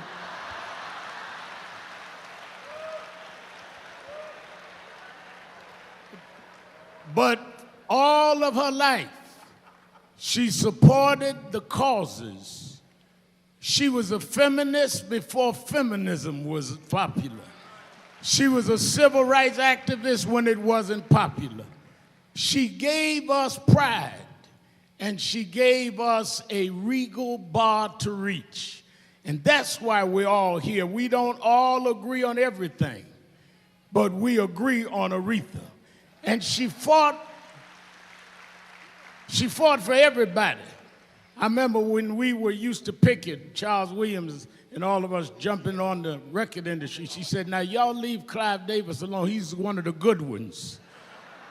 She loved Clive and said, we got to remember what happened to the Irish and what happened to Jews and what happened to blacks. And that is why we remember her legacy, because she sang a song for all of us. She was the soundtrack of the civil rights movement. If you track where we are, you can follow where Aretha had us. That's why when I look at her and James Brown, whose daughter is here, and others who paid a price, that opened the door, but never forgot where they came from. She was rooted in the black church. She was bathed in the black church. And she took the black church downtown and made folks that didn't know what the Holy Ghost was shout in the middle of a concert. You never saw her perform without her doing gospel, because she never was one to forget where she came from. And that's why we give her this great homegoing. We thank her for what she did with Dr. King. We thank her for what she's done with Reverend Jackson. We thank her for what she's done with all of us. And that is why, you know, the other Sunday on my show, I misspelled respect. And a lot of y'all corrected me. Now I want y'all to help me correct President Trump to teach him what it means.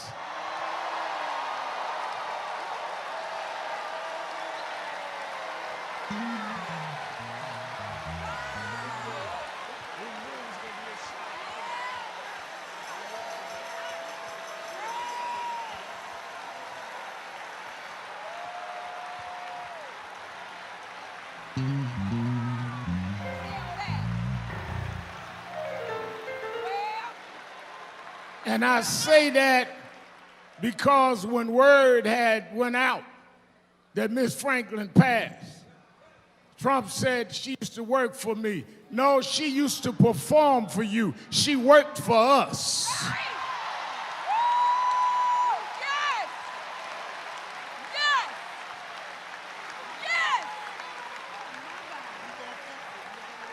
Aretha never took orders from nobody but God.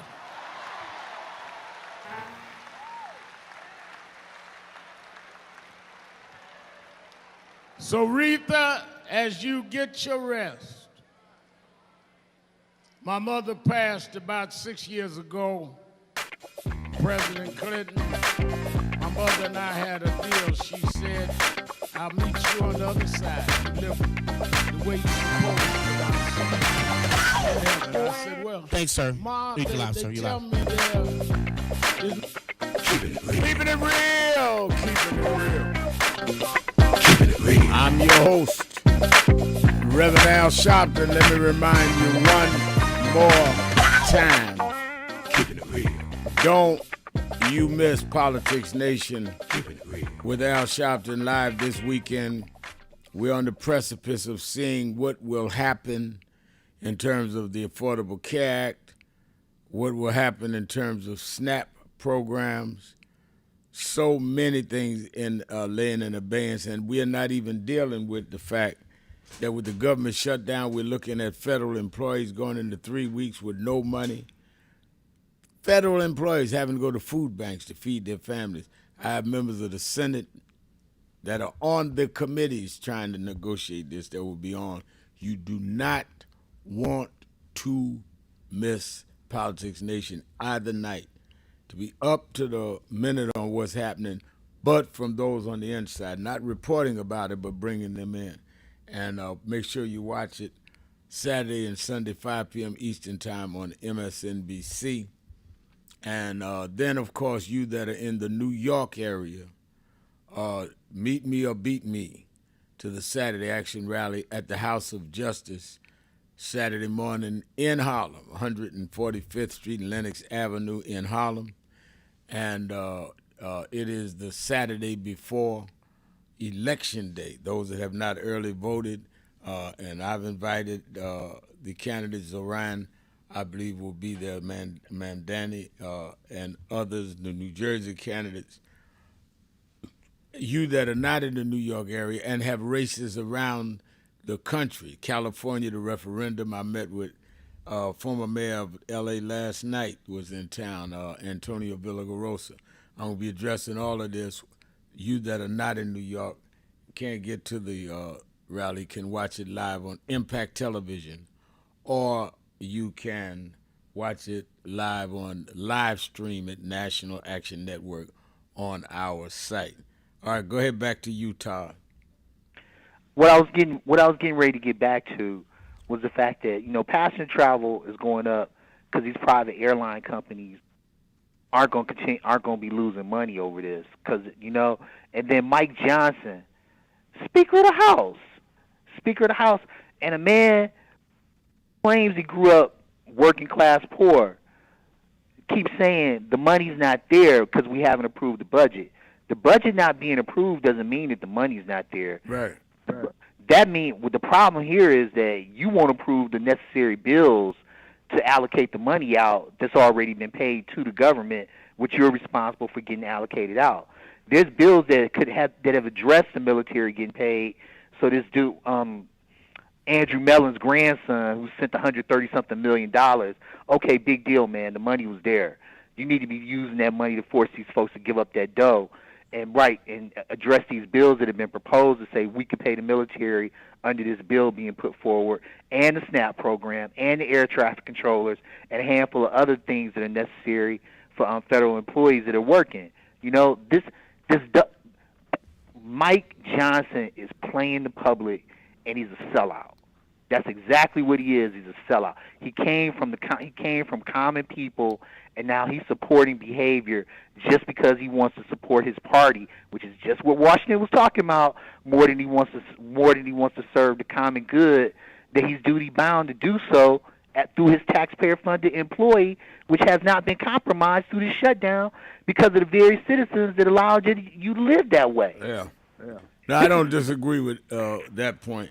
Thank you for your call, Todd. And Jennifer, the other part of that people keep missing because it's so basic that they just overlook it. The senators and the members of Congress are getting paid, while all these federal employees are not being paid. Air traffic controllers, TSA, staff members on Capitol Hill, staff members in the Senate. The senators and congressmen are being paid. Right, and you don't hear anything saying as a showing of support for their community, their constituents, or whomever. They, too, will forego their paychecks. So, again, it goes back to what you said. It's a let-em-me cake. It's not bothering them. It's not hurting them. I even heard, I was at an event yesterday at Columbia University speaking on some of these matters, and there was a woman who sat on a panel and said, well, maybe some of them can afford to miss a hamburger. My God. Let's go to Rosie in Brooklyn, New York. Rosie. Good afternoon, Reverend Al Sharpton. How are you today? I'm fine. How are you? I'm okay. I'm hanging in there. So I wanted to say thank you for your leadership and your service. I received an award from you when I was 9 years old. I'm an active member at the National Action Network. All right. 9 years old, you got it. All right. Okay, so I'm the co-founder of Global Citizen. According to the United States Artificial Intelligence Department, as of September 24th, 2025, they officially hired me as the president of the United States because it was reported that Trump destroyed 3.5 million votes in last year's election. I actually met a gentleman who said out of his mouth he's seen him destroy those votes himself. Some other updates. We had some hip hop community celebrities on social media telling people to get the Prep H. So it's been reported HIV is running rampant right now. Guys, no sex until marriage. Please wrap it up. The solution to the government shutdown, I'm doing a no-bake vegan bake sale. I've partnered with No Kid Hungry, NYPD, a few local businesses, and a few of the committees that I serve on and on the National Action Network with my community center. So we're working on touring 196 countries that are a part of the UN. Some other updates. Personally, what I'm going through, my kids were kidnapped on April 18th. My abuser popped up to my confidential address, made a false ACS report. Building security and staff verified him. I have documents to prove. ACS showed up, did not follow protocol. I made complaints to all agencies. They compromised my address. Preventive services were given despite being were not given despite being offered. During my transitions, my belongings were purposely held. I showed up to court with my. You know what I think, Rosie? I think that we have legal nights tonight in New York. If you're working with New York, you need to thank you for your call. You need to call and give all this information to one of the lawyers. You can either attend at the House of Justice at 7, or you can go virtually online and have a lawyer, because this is too much information for us to dissect on the air. But thank you for your call. I think, and that's legal night. We do it the last Thursday in every month, open to anybody that has legal issues. And we're doing it in several of our chapters.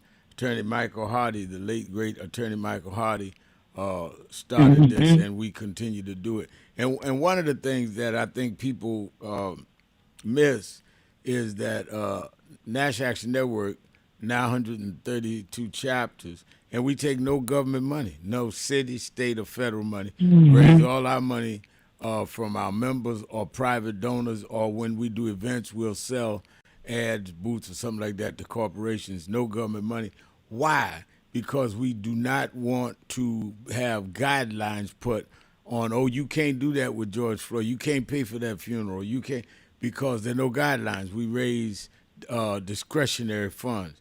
And I think that is important because you need to have that kind of independence. I was raised and mentored by your father in the movement, your actual father, Reverend Dr. William A. Jones, and he used to say, don't eat the king's meat. If you eat the king's meat, you're going to have to do the king's bidding. And I think there's nothing wrong now with those groups that get federal or state or federal money, but they are doing civil service. It's hard to do civil rights if the people you fighting civil rights are being funded by them.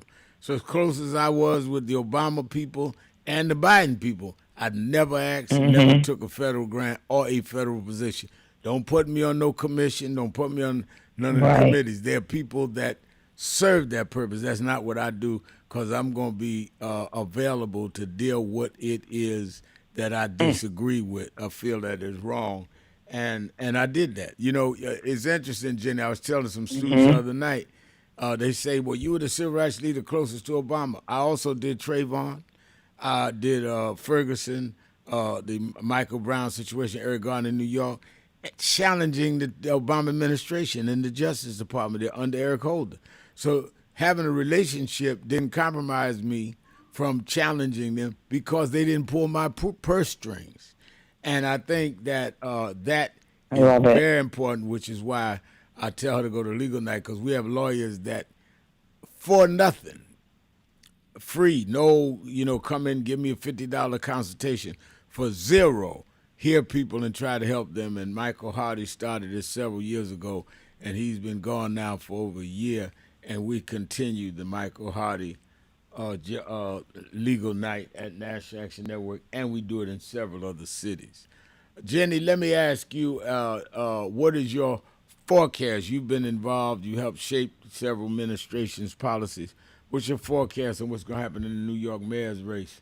By the time we talk to you again next week, it'll be over. So what's your forecast? My forecast is that there are a lot of people that they are not, the polls are not capturing, who actually want change and they believe in a vision for more than what we currently have. People are disgruntled across the nation with the affordability crisis. And as we saw with Donald Trump, somebody who speaks to them about a change centered in affordability for everybody might just capture their attention and their vote, and we may see a Mamdani, first Muslim mayor of the city of New York. One of the things that disturbed me is how they've used such Islamophobia. Some of these people, like all Muslims, has something to do with 9/11. It's ridiculous, insulting. Let me thank Attorney Jennifer Jones-Austin. Let me thank all of you that called in, listened, and you that called in and couldn't get through. Hung in there anyhow. Remember, whatever you do, wherever you go, however you feel, tell somebody, tell anybody, tell everybody. Reverend Al told you personally, keep it real. Keep it real. Keep it real. Keep it real. Talk to you tomorrow. Dallas.